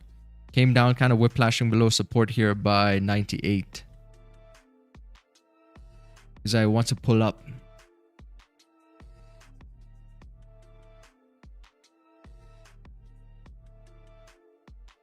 Pull it up, pull it up. Goldie's coming up towards 49.24. Might see a pre-New York, which is bullish as well. Got this whole range here. Still to get mopped up, like a 200 pip range.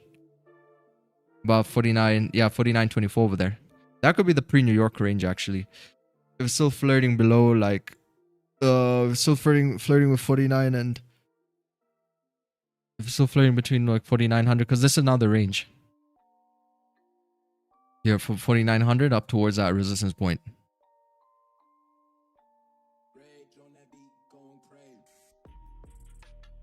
So we're just gonna start getting like true direction, either above here, correct, or below 4,900.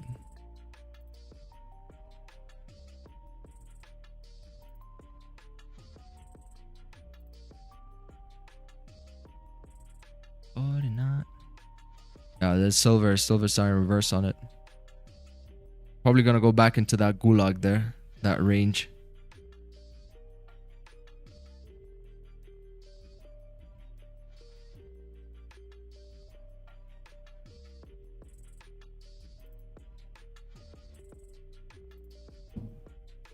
Back into the gulag. Let's right here, gulag. Yeah, it's potentially going back into the gulag. Now gold just needs to get through some speed bumps. You can even see on the 1 minute high, it's like slightly like struggling. It's creating like multiple supports as it's moving up. We got some speed bumps here on the left hand side. Oh, actually, wait. Well, we got a pretty fat rejection right here. So from this wick to that resistance, only about 47 pips. But I think this will be the key area, correct? That will be the key area to break for the potential runner to the upside.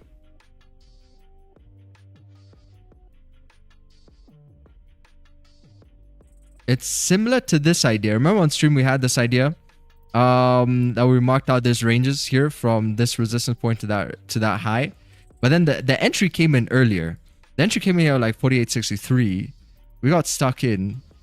And then the idea was to get through this level over here. That price can keep running up bullish to fill that range. Correct? So kind of like similar idea that's happening right now. Because, you know, there was a setup right here. But that one's currently in play. Let me see how big that pullback was. It pushed like 30 pips and then came down. It was like 30 pips. Initial pullbacks were not too bad. You know, it would have just about tapped that 16 mark. But not by much. Maybe 0.5 pips through it. And then for price to keep moving up. and it came back. Let's see, it pushed 30 pips. Okay, it pushed 30 pips and it came back to retest the entries right over here to continue to move up bullish. Yeah, so those of you in the mentorship, make sure you join the simulation this weekend and come with questions. Come with questions if you gotta have any questions. Because when I mention something like that, what I just mentioned right now, you should already know what I'm pointing out to. You know, if you don't know what I'm pointing out to, you gotta ask a question. Remove any uncertainty. But yeah, looks like this is kind of similar situation. We just need price to break above 49.24. And then to potentially have that continuation. It's same, but different, you know, because last time's PA was consolidating below that level. But you see, the concept is what we're talking about, right? Concept of those pre-entries before price breaks key levels to have runners. So even just understanding that concept in its own will allow you to navigate the markets more fluidly. There's a lot more fluidity, correct? You'll want to be more fluid in the market. You don't want to be too rigid. You know, when you're too rigid with your work, it means maybe you're not too confident about the work that you're doing. You know? Do you think gold will hit 5,500 this year? It's light work. Gold is on its way to 5K very soon. We might even see that next week. So to get to 5K, we're gonna need like 300 pips, 330 pips. Yeah, about like 300 pips. 300 pips. Light work. We'll see 5K, but 5,500.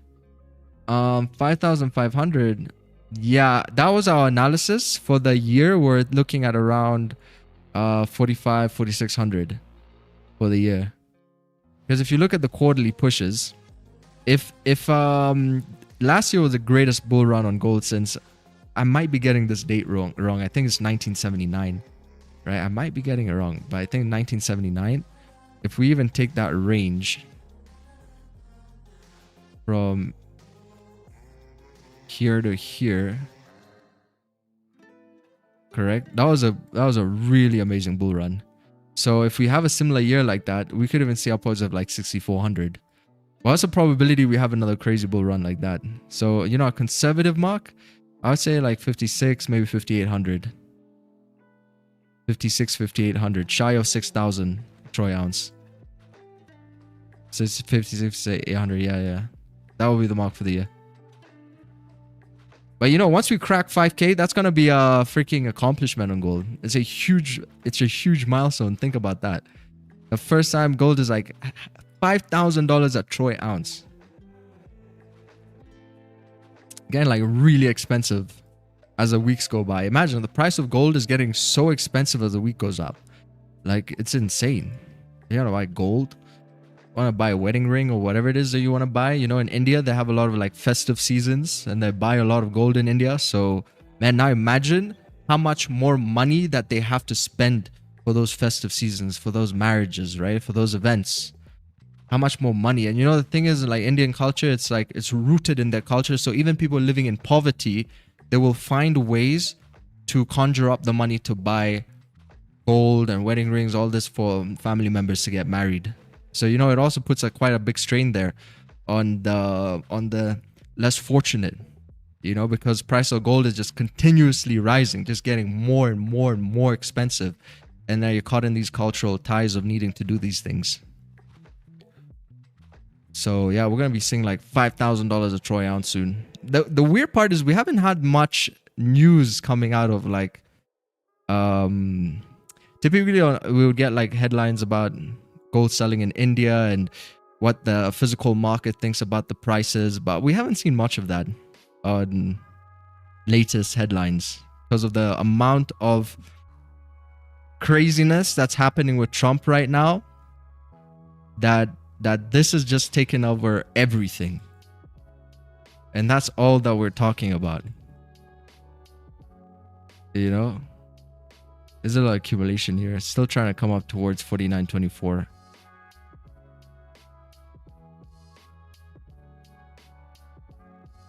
5,000 you will see today. I gotta get the daily flip though. Like 5K, you could actually see it. You could, in principle, see it today. In principle, you could see it today. We first gotta start talking about 5K when this daily candle here flips. Because remember, it's Freaky Friday, man. It's Freaky Friday. You might be seeing profit taking. So I think that will happen more towards New York session. If price is gonna like flip on the daily, we might see that kickstart during the New York session, just like what we saw yesterday, and just like what we speak about literally every stream. You're gonna see a potential maybe fake out like this, and then that daily continuation. So you gotta watch out for that today too. Yeah, then I think we might get that daily flip, you know.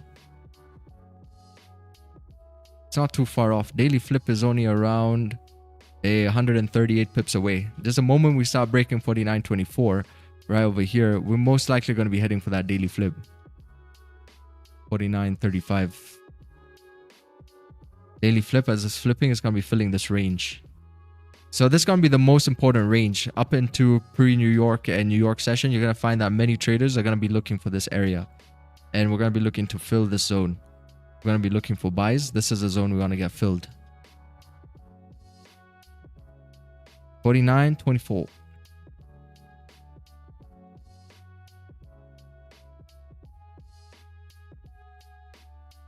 And like respective 49 perfectly, 4900 psychological. Maybe even think of a liquidity grab below.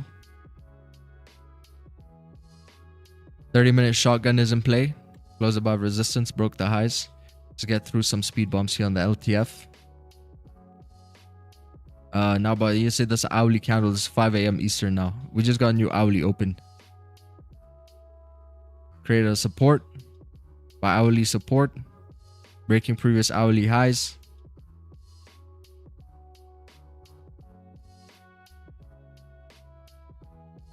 Hourly has not yet had a move. This specific hourly has not yet had a move. Still kind of setting up here. But a small little accumulation that happened there too at the break of this high. Again, like another 30 pip. Like every time it goes to like 30 pips, it starts pulling back down again. Previous 15 minutes is a doji too.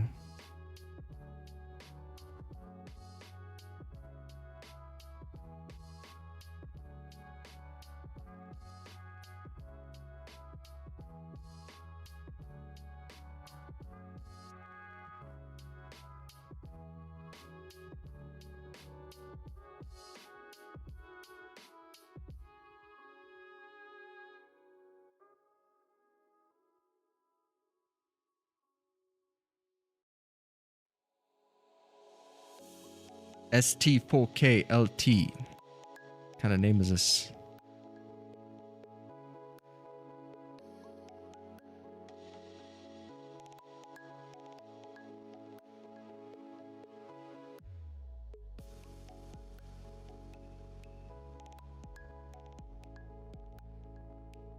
Man, what a freaking year.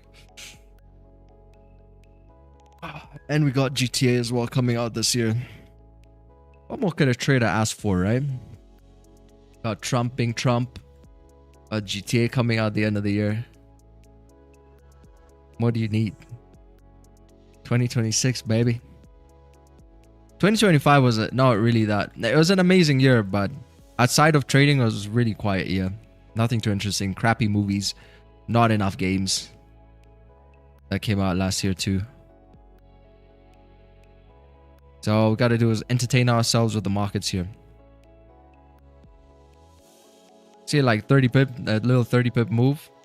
And then all this pulling back down. Got reactions, all this from like 16, 20, and 30. Either one of those psychological marks. You know, because like entries actually have psychological marks too. Based off of risk reward. You're gonna see either based off of risk reward or based off a certain amount of pips. So it's quite different from like when we got structure. Psychological numbers or structure, right? So don't think you're crazy if you see a reaction all the time at some point in your trade. It's also psychological based off of your entry confirmation, whatever that might be. So you got to pay attention to that very closely because that number changes. It changes with the amount of volume that comes into the market, right? So right now we're just hovering nicely at 16, 20, and 30.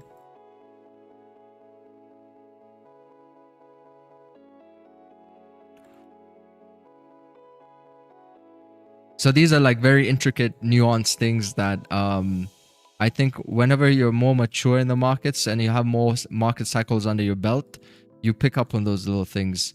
Those little things can mean the difference between winning and losing trades.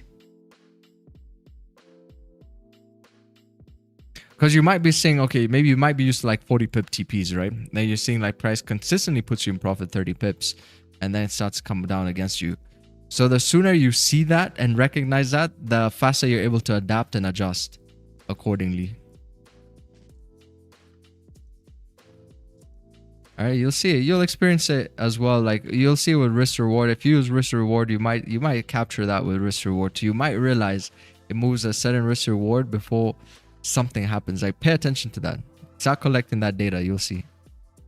Because the market is like, if you have an entry confirmation, you're essentially putting yourself in an area where you are almost kind of like controlling or anticipating variables. Right? It's what differentiates you from gambling to being a consistent trader. So you have to, because you know there's only a, what do you call it? Like pocket of opportunity, right? In the market. They're just pockets of opportunity. The rest of it is noise. So when you find yourself a system that's going to give you a pocket of opportunity like that, then you can like study it more efficiently. Because then those are like controlled outcomes that you're going to have. It's not random. Trading is not about luck. It's about patience and consistent execution. Because if the charts still look like spaghetti to you, that means you don't have a system. If this all still looks like confusing to you, it just means you don't have a system and the market is just kind of carrying you along, right? As a prince. But you should already know exactly what you're looking for. And you know, we kind of explained this yesterday when we talked about like if you're going to be on the chart from 5 to 6. So you know, between 5 to 6, you see like from right here, candlesticks are still printing, but between this range, this hourly candlestick has not yet given, for example, a TFX confirmation. We have not yet seen a TFX confirmation on this specific hourly from 5 to 6. Right? When that confirmation comes, then we're going to have controlled variables that can lead to the results that we want to get, right?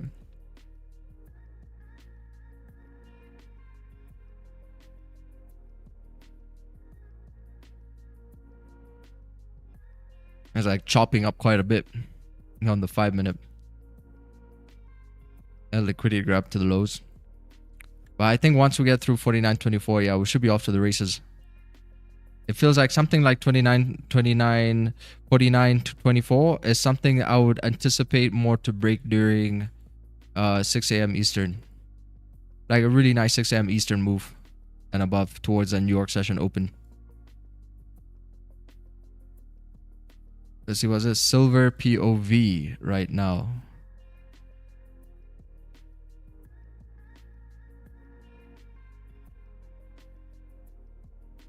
Captured. Put him in the gulag. Took him to the gulag, right? Yeah. What was it? Yeah, silver is really choppy. Yeah, that's gulag. I haven't heard from Tall today. Hello from Kenya. What's up, Peter? What's up, Peter Parker?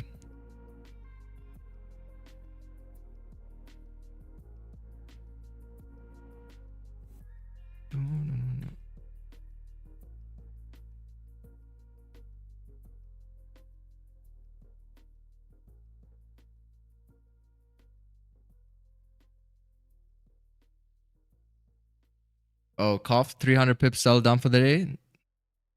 Nice, nice.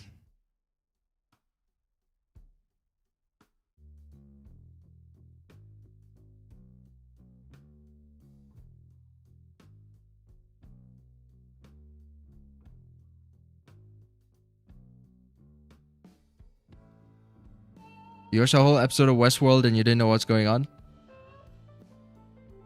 A whole season of Westworld.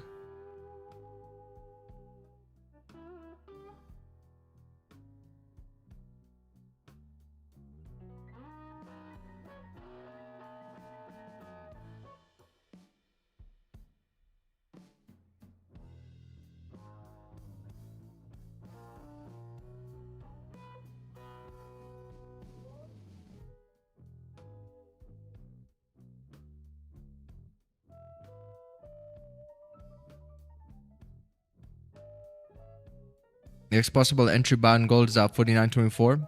Yeah, it breaks above that level.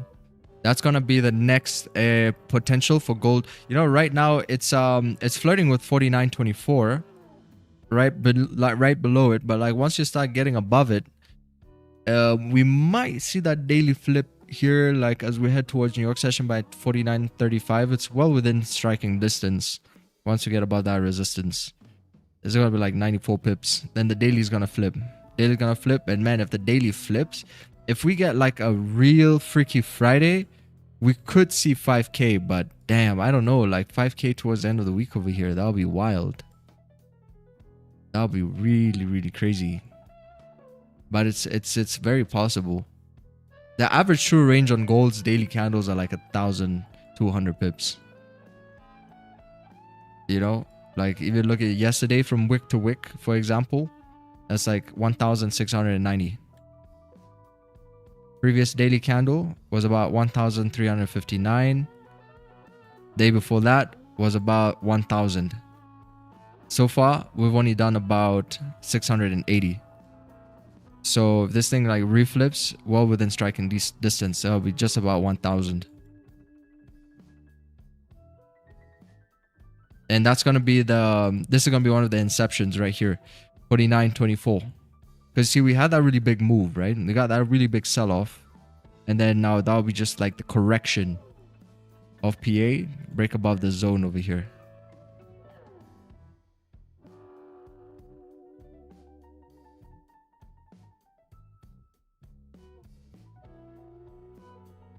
Watch it break 5K during the close or something else.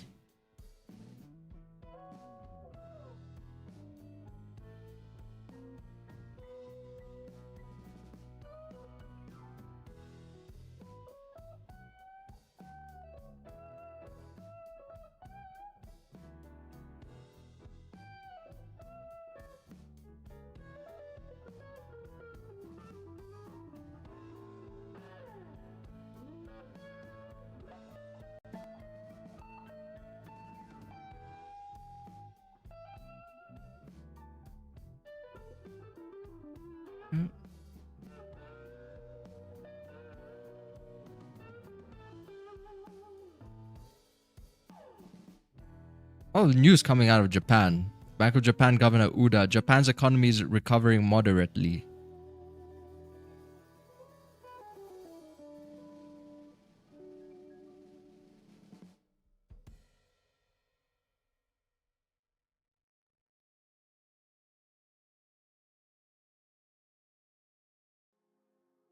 Silver is so choppy.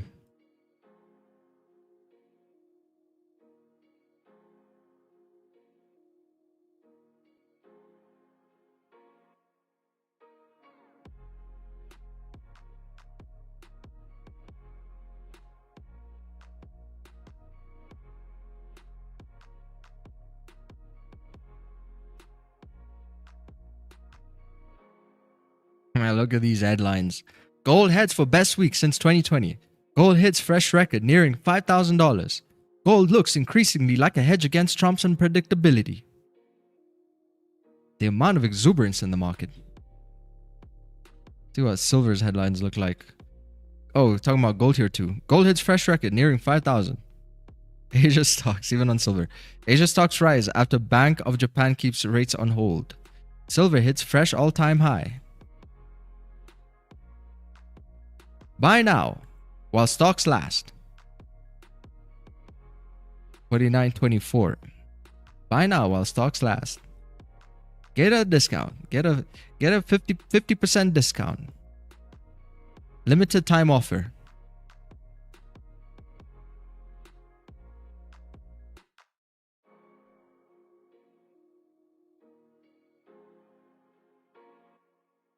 Yeah, a lot of FOMO here. Loads of FOMO. Bought 49.17 TP 5000.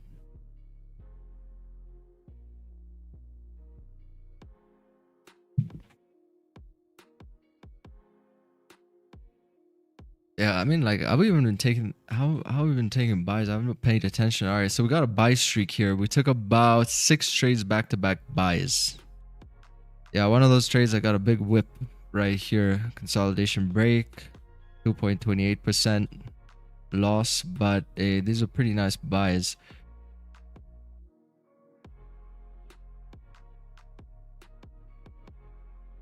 You know, somebody asked me if like you can just trade one direction in the market. You can trade just one direction. In theory, this could all just be buys. Correct? You could do that. Especially in these conditions, you could do that. But generally speaking, like throughout the years, it's a bit more difficult. Like, you know, it really is a different market condition like it was in the past. Very, very different. You had to be a bit more flexible with what was available. Nowadays, like traders are a little bit spoiled. I feel like we're getting really comfortable, really like happy with the way it is and how prices are moving, you know. But it was a lot more difficult like in the previous years. That's for sure. Trading was a lot more difficult. Because it's not every day that you're going to have an event, especially with previous administrations. They're not as volatile as Trump. It's a lot more quietness, correct? Whereas Trump is a bit more loud.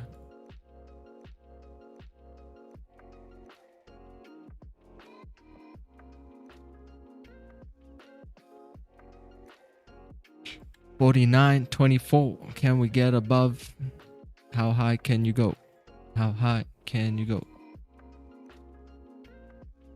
That's the only thing that's actually like in the way of price. It's literally the only speed bump in the way of price that keeps skyrocketing here.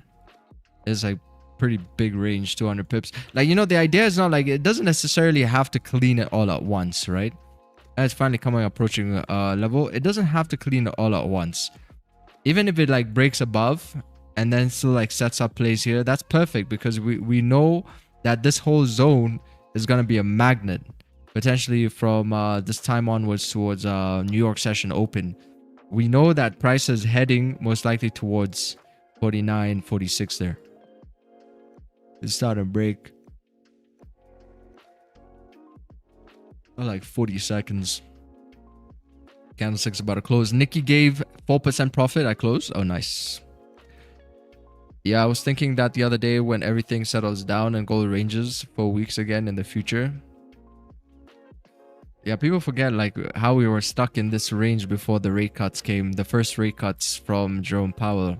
Yeah, I got stuck in this range over here. This wasn't fun, Chad. Like, I remember this range was very undecisive. Like, this is the time we're even getting escalations, Russia, Ukraine, but price was still coming down. This was a time we're also having a lot of like tensions where we're watching like missiles flying across the Middle East. That's when all that was happening. But we were just stuck in this range, waiting. And you know what I was waiting for? It was only waiting for rate decision right here. I think that's gonna be on the 22nd of August, right? When Powell spoke. That was literally the only thing. You see how the markets move off best macro fundamentals, like especially interest rate decisions. So even the wars had no effect. That's how important rate decisions are. Even the wars had no effect on price moving anywhere because like a stale catalyst, you know, a bit stale, right? So this was the main event. Boom. And ever since we had that, oh, gold has just been a different beast. Ever since we had that little spark, you know, it's like a little ember over here. That's how it starts, like a little ember. And then it lights up. It lights up and the flame just keeps getting bigger and bigger and bigger. And Trump is over there throwing oil in the flame. Or throwing flammables in the flame. Is like, let's go. Let's go. Because, you know, Trump says stock market's already doubled. It's already doubled. You know, the pullback that we saw in the stock market, it's peanuts to what's coming next. Says the stock market is gonna increase by 50%. We're gonna have a credible stock market. You know, like that's Trump. He's gonna throw fuel on the fire. You know? Alright, see candlestick close above 49.24. So it like re-breaks the highs over here. Boom, boom. Then it will start the journey. The journey then begins to 49.46. And that's gonna be the road trip. Gonna have a road trip over here. Gonna put on some tunes. We're gonna head out to 49.46. So remember, it doesn't have to mop it up all at once. That's not the idea. You should always think like abundance, right? Market is full of opportunity.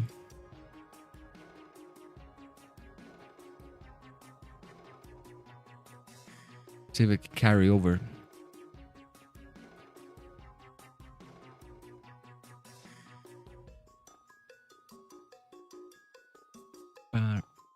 Come on, Goldie. Break. Break.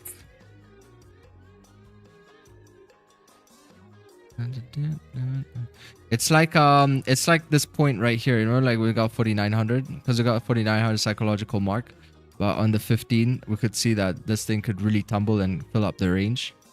4900 right here. So this is the next equivalent to like 4900. It's for us to get beyond this point, 4924.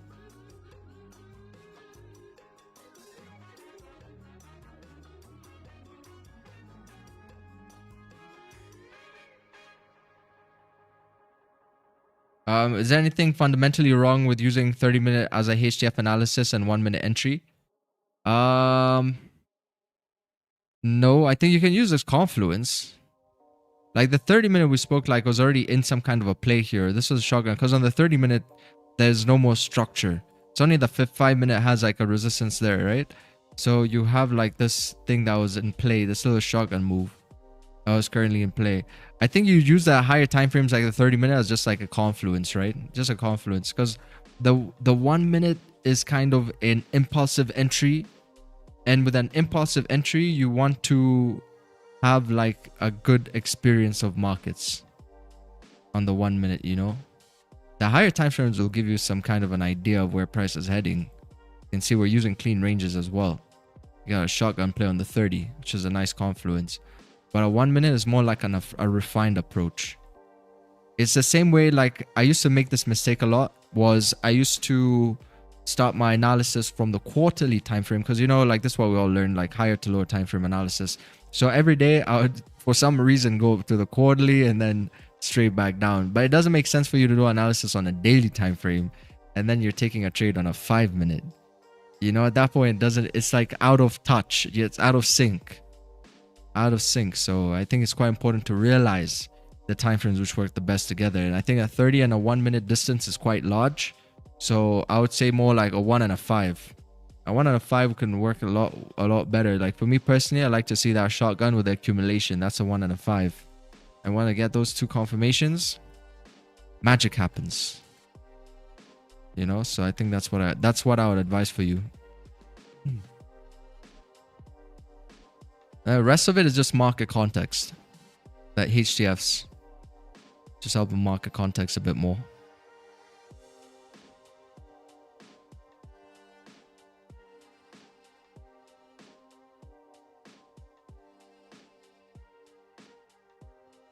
Is that like silver is slowly but surely creeping back into the gulag, where it's like super choppy over there.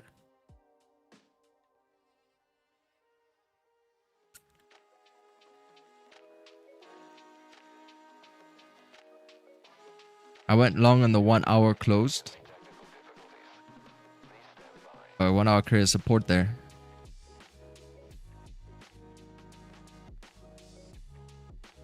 I mean, the idea is like it should move up, right? If we're breaking and closing about 49.24, because it shouldn't do that if it doesn't want to move up. Correct? It shouldn't do that. Every now and then, it will create a fake out. It will create like a whip scenario or something of the sort, you know. But that's just what we call a variable. A lot of people, they don't look at losses like variables. They look at losses like failure. You're forgetting it's a variable, man. It's not a failure. It's not a loss. It's the cost of doing business. It's just a mental shift that you have to make. That's gonna aid you in being a bit more consistent and more stoic towards the chart. There's like probabilities. You know, what's a probability that we close above 49.24 over here and price moves up if we re-break the highs? It's a higher probability, correct? Because it shouldn't be doing that if it doesn't want to move bullish. So now price broke the highs over here. And now it's up 40 pips. 40 pips as we're on this road trip here towards 49.46. So congratulations if you executed on that move. That was all you. If you took this trade here today, that was all you. Well done. Very well done. Because now this range over here, it can get mopped up. Now, if you didn't take the trade, Always remember, there's an abundance of moves in the market. Don't worry about it. Next one is right around the corner. Simple. Literally right around the corner. Also, silver is starting to pick up pace over here a bit more. 500 pip profit holding till 5k. Now you're being greedy. Now you are being greedy. $5,000 is a, if it happens, you know, Godspeed for you, but yeah, I think, you know, it's pretty greedy over there.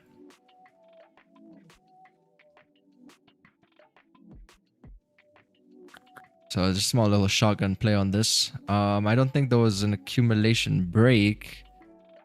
No, it was not accumulation break.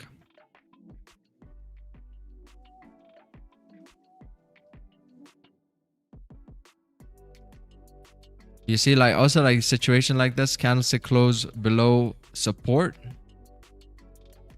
here, but you see that next candle, it didn't break the lows, it created like a support. So there was no volume for price to continue moving down. Even look at how tiny that wick is. It was so tiny, but it still didn't break. There was no volume. Whereas this, at least it broke, right? Candle closed above and then it broke. Would have been a nicer break. Could have given a much more volume break, but you know, it still broke.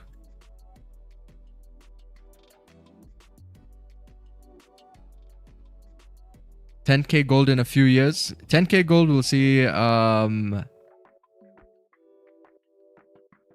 yeah, 10K gold in a few years. Yeah. Don't be a pig. Yes.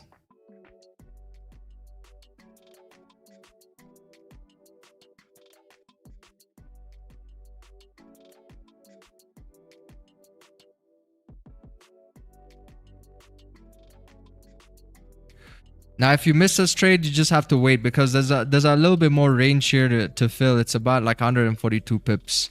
So you just got to wait for more structure because right now it's in a distribution phase. It's just paying out the traders right now. So it's going to need a setup. We could do the setup here on the 1 minute time frame. We could pull back, create a little TFX entry confirmation there, and then continue to move up. Or we could do it again on the 5 minute. The 5 minute could end up creating some kind of a resistance here and then give the setup again. Potential move. 15 minute has no wick. Oh, 15 minute? I mean, yeah. If you need a wick, then, you know, if that's part of your rules, then, you know, you gotta have a wick over there. But I don't really care too much about the candles not having wicks. You know, especially in these environments where there's a lot of like bullish momentum. Like, look at the previous three weeks on gold on the weekly time frame. There was no bottom wick. And we still haven't come to fill those areas. This just means, you know, usually when a candle closes like no bottom wick, it just means there's volume in the market. Like a lot of the time when we take these impulse entries on the 1 minute time frame, you're going to see candles also not have the bottom or top wick because we can dissect that. All right, let's investigate this, right? There might have been a move here on the 1 minute too. It may have been a move, like looks like a small little invert, looks like a fake out here. Here's a fake out. There's a resistance. Could have been like a small accumulation break. Let's see how candles. Yep, that's a strong break. Creates that resistance point right here. It's almost like that same pattern where it comes down like this, boom, boom, boom, and then does that little inverted, right, to break the highs. Remember that first trade we spoke about down here, like right here. This is that first trade that pushed up like 30 pips. That's kind of like the same thing that's printing here. The same idea as what was before. So this looks like it was accumulation break. There's your 5 minute candle without the bottom wick. That's your 15 minute actually without the bottom wick right there. You see? Where is it coming from? It's coming from an area of high volume. So it's coming from an area of high volume. You might not get those bottom wicks, you know? So I think it's pretty good that you didn't get it actually.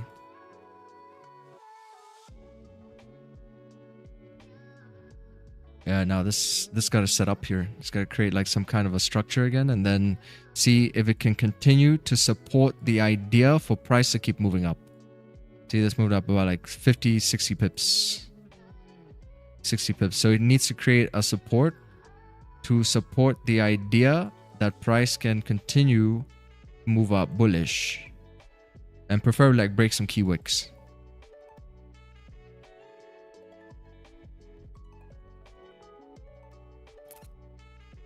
Simple. No rocket science. Just plain old discipline and consistency. That's all that it is, you know, because the less rocket science you have to do, the more consistent you can be. You know, but the more rocket science you got to do, then the less consistent you can be. Especially those of you who are drawing zones like still learning support resistance and your chart looks like this. You know, you're going to be drawing support resistance levels like this. It's going to be very difficult to be consistent.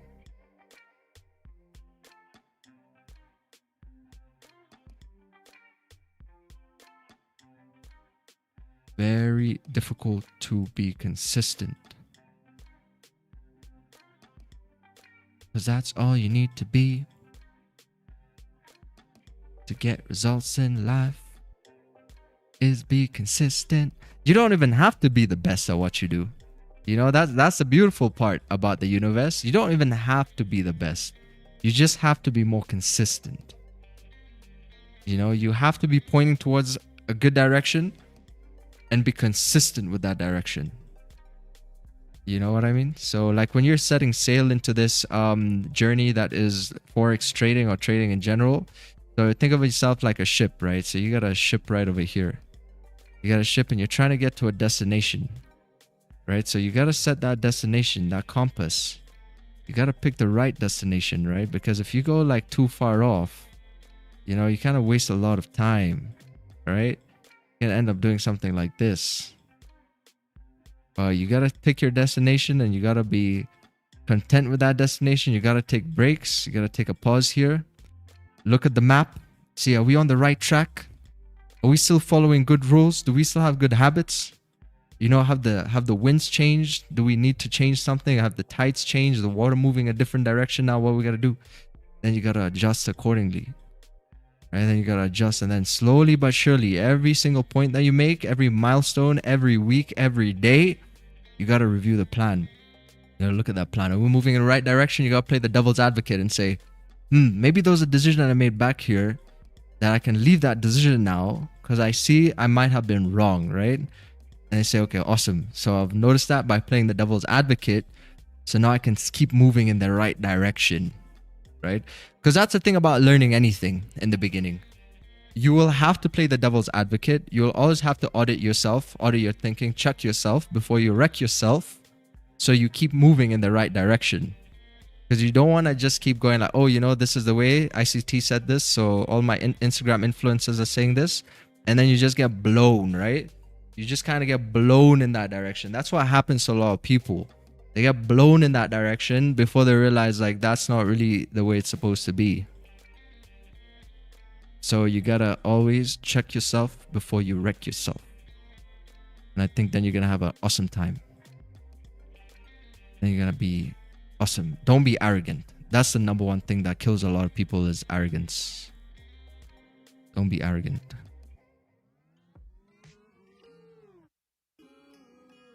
Seen a lot of good men fail because of arrogance.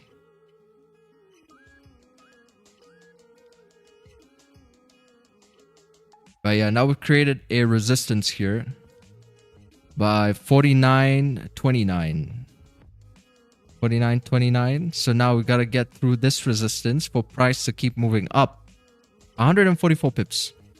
Doing like a small little break and retest situation right now.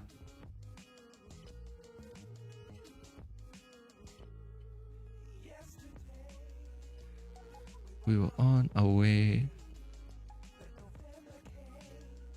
Man, I wish it was yesterday. I've been listening to this song, I think, for the past...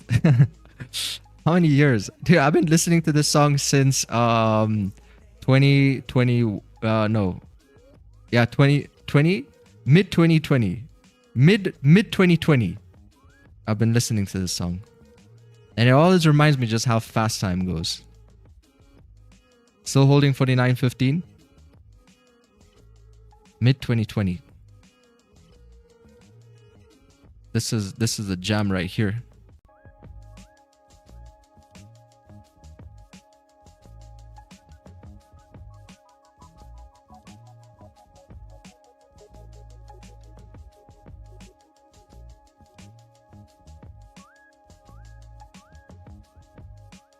There's silver back in the gulag.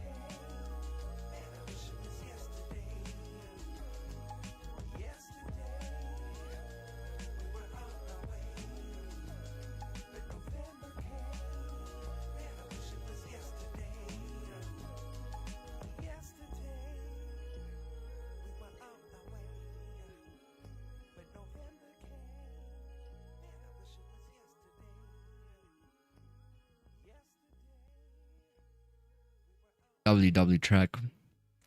It says short now, thank me later.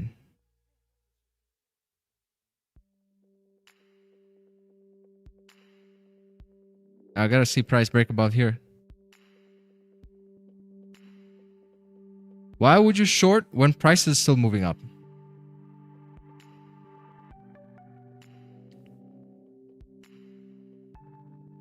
Just probably pullback. But this is a... You see what just happened, right? It just paid out. This was distribution. So what essentially it is profit taking you're seeing as well. So profit taking pushed up like, 60 pips, came down, retest that zone, and it's setting up for the next round of entries. Remember, abundance. Think always in abundance. Got 1 hour here, got 21 minutes left. So 21, got 21.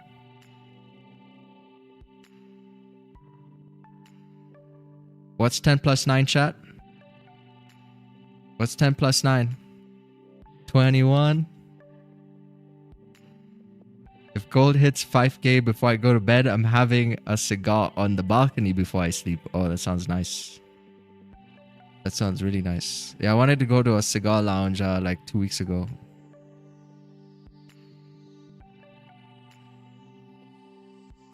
I don't really smoke. But I just kind of wanted to. I don't really do it. I think people who smoke cigars, they also don't necessarily like... when you can smoke a cigar, it also sometimes gives me like a bit of anxiety because it's the same thing like a coffee, right? It gives like a coffee effect. So, just like time to time, you're going to try it. Just appreciate the craftsmanship of a good cigar. I don't think like people actually smoke. Like what are you doing? When you smoke a cigar, you just kind of hold in your mouth, right? You just kind of hold in your mouth. You kind of like, taste the notes and then you breathe it out.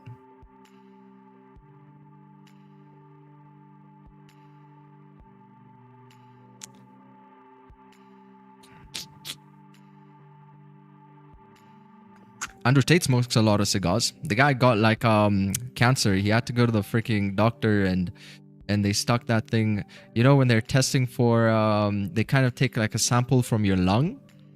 And man, that shit is painful. Because it goes straight, I think, what does it go straight down it goes into your mouth. Like that procedure. And then they gotta take like a sample from your lung. Ooh, man. Like when I hear stories like that, kind of like want to put the cigar down. Like, no, thank you, sir. No, thank you. I haven't been to a hospital in God knows how long. Freaking hate hospitals. I think I'm truly under the belief that I can live my whole life without going to the hospital, needing to go to the hospital. I do everything in my lifestyle, my patterns, to avoid putting myself in a hospital. I hate hospitals. People are like afraid of needles as well, And I feel like we go to a hospital, you're gonna feel more sick than if you didn't go to the hospital too. I'm ballsy. Oh yeah, I got Arnold Schwarzenegger. You gotta smoke your stogie. Smoke your stogie in peace. I don't take no shit from anyone. Yeah, I think like for a man, the best thing is being able to smoke the stogie without having anybody say anything.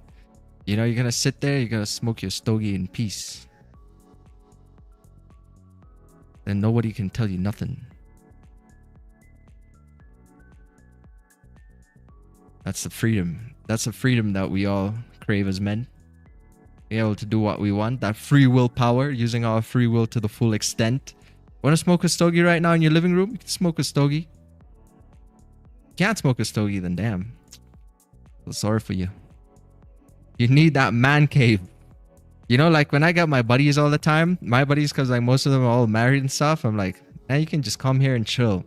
You can come here, be yourself, do what you want, man. Because this is the man cave. You want to hit the gym? We got a gym right here. You want to smoke a stogie? We got a balcony right there. Heck, you don't want to go to the balcony? You can smoke it in the house. I don't mind. I don't need to smoke it, but you can smoke it. That's that freedom, And also being able to do that and be a trader and be self-sufficient is also another thing that I think we love. Being able to make money. Money out of thin air, in a sense. Not being employed, right? Give you that extra freedom. Not having a boss. But you know, everything happens at God's timing, and we gotta give grace to the Lord, and just accept the journey that you're on too, you know, because there might be some blessings in that too, you know.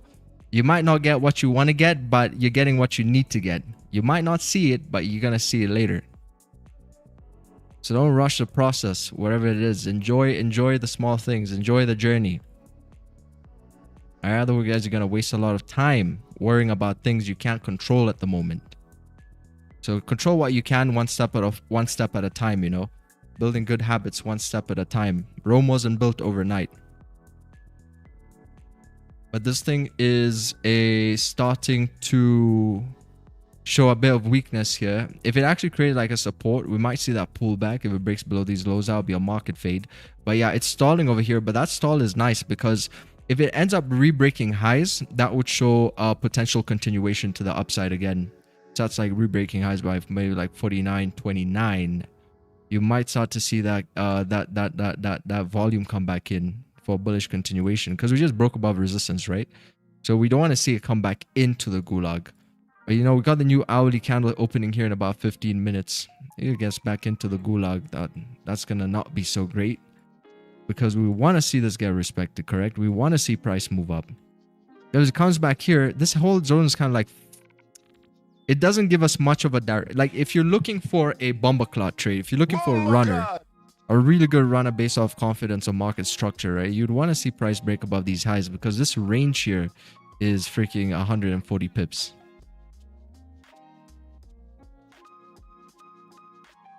Enjoy the chill of the stream. Good trading, good food, good vibes. Thank you, Yasin. Yeah, you know, this is just a place here to like chill as well. If you want to chill, you know, just tune into the stream. Don't have to do nothing. You can just sit back and relax and listen. And it's Friday, you know, take it easy on a Friday. Don't overtrade, don't over risk.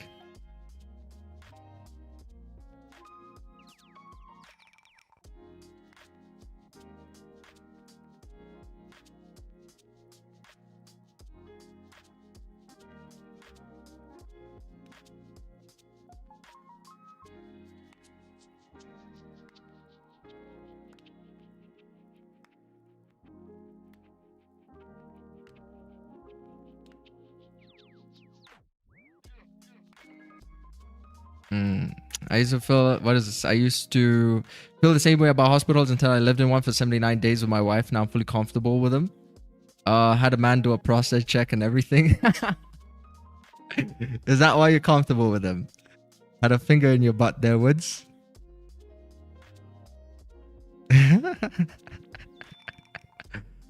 Yeah, that's good. That's good. You gotta get a prostate. Like all men's gotta get a prostate exam.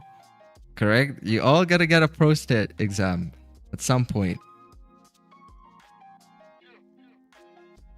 Let's see. Damn, okay, I'll have an orange juice on the balcony then.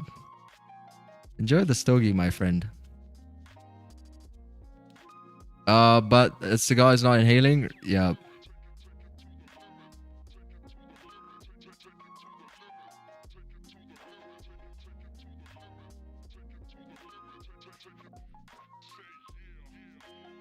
These 1 minute candles are monsters. The breakout is going to be really nice here. 49.28. That'll be a really good break. I think if we break 49.28, this thing, it should, in principle, based off the data, continue to go forward. But, you know, like this is showing us, you know, we normally get this kind of a rejection. Remember, we've seen that rejection before, like price rejects, but closes a small candlestick body like a doji. Usually gives leeway for the next candlestick to get that wick fill. That wick fill in. Like this.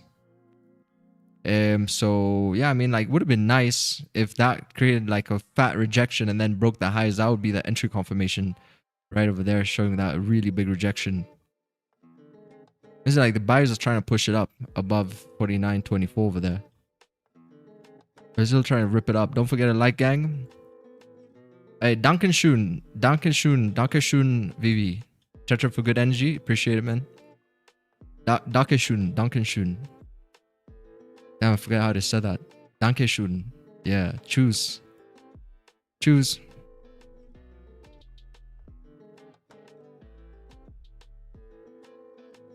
Wie geht's dir? Ich bin Victor. Ich liebe dich.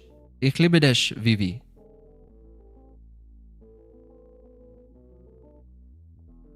Mein Name ist Victor. Ich liebe dich, Katze.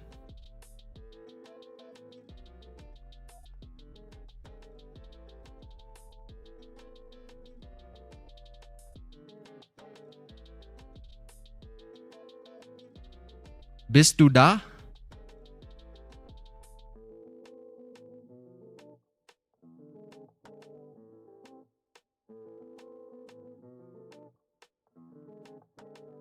Lunch mein Schwanz?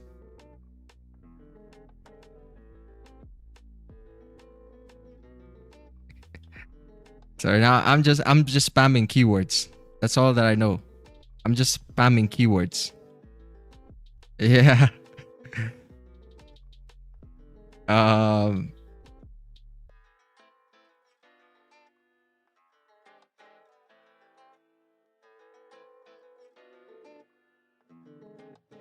Yeah, I gotta pick up a German book again. I'm gonna remember a lot more words if I start reading. Longs, Eisen. Yeah, longs. Longs here, price can break. You know, it's doing like a fakie. It's doing a fakie below some kind of a support over here.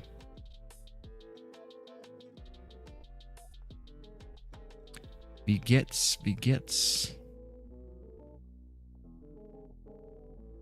Klaus. Think of one of the famous German singers, Klaus.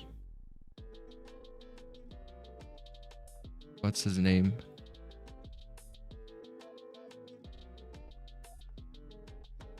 Our German music's kind of nice, you know, when you're just driving on the Autobahn and you're listening to the German radio. Like, German music's kind of nice, you know, but it's nice for German. At least in Germany, you kind of support your artists, or you do support your artists. And as a foreigner, it sounds pretty good, like the music.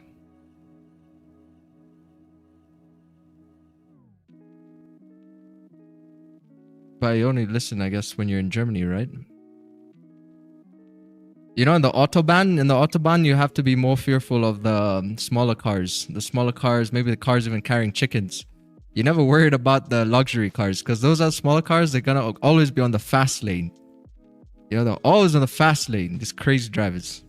Always like some old cars over there, and then the other lanes, you're gonna see more luxury cars. You gotta be worried about these other. Hey, I can't find that song. There's such a tune though. If you know his name, leave it in the chat. I think his artist name is Klaus or something like that. Used to listen to it a lot. Learn German with easy songs. A1. Keine Liebe, kein Leben. Deutsch lernen. The thing I like about learning Deutsch is because you're gonna read it like how it's written, right? So the way it's written, you just kind of like read it, and then over time you start to understand the different dialects and how to pronounce that in ooze and all of that stuff. But it's, for the most part, how it's written is you gotta read it like that. I was ready to learn more. Hey, would you listen to any Chinese songs as a foreigner in China? Do you jam to Chinese tunes?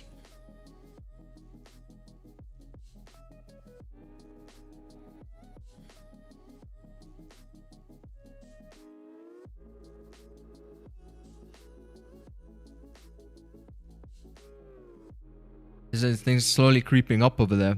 Is it like small fake out respecting buys about 49.24? Yeah, just waiting on that break.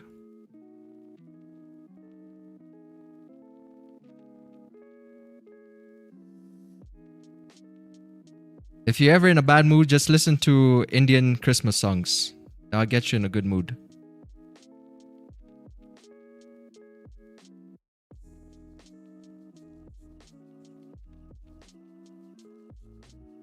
Alright, see you later, tall trader. Enjoy your weekend.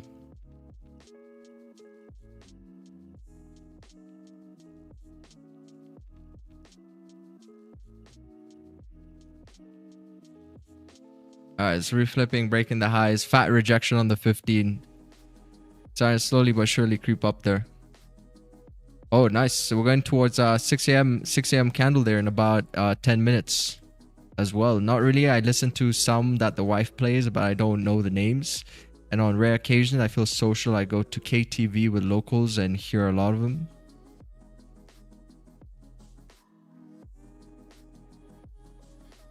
The only thing, it's not waiting for... Oh, yeah, I mean, that's the thing. It's not... The only thing, it's not waiting for 6 a.m. Eastern. It's already breaking over here.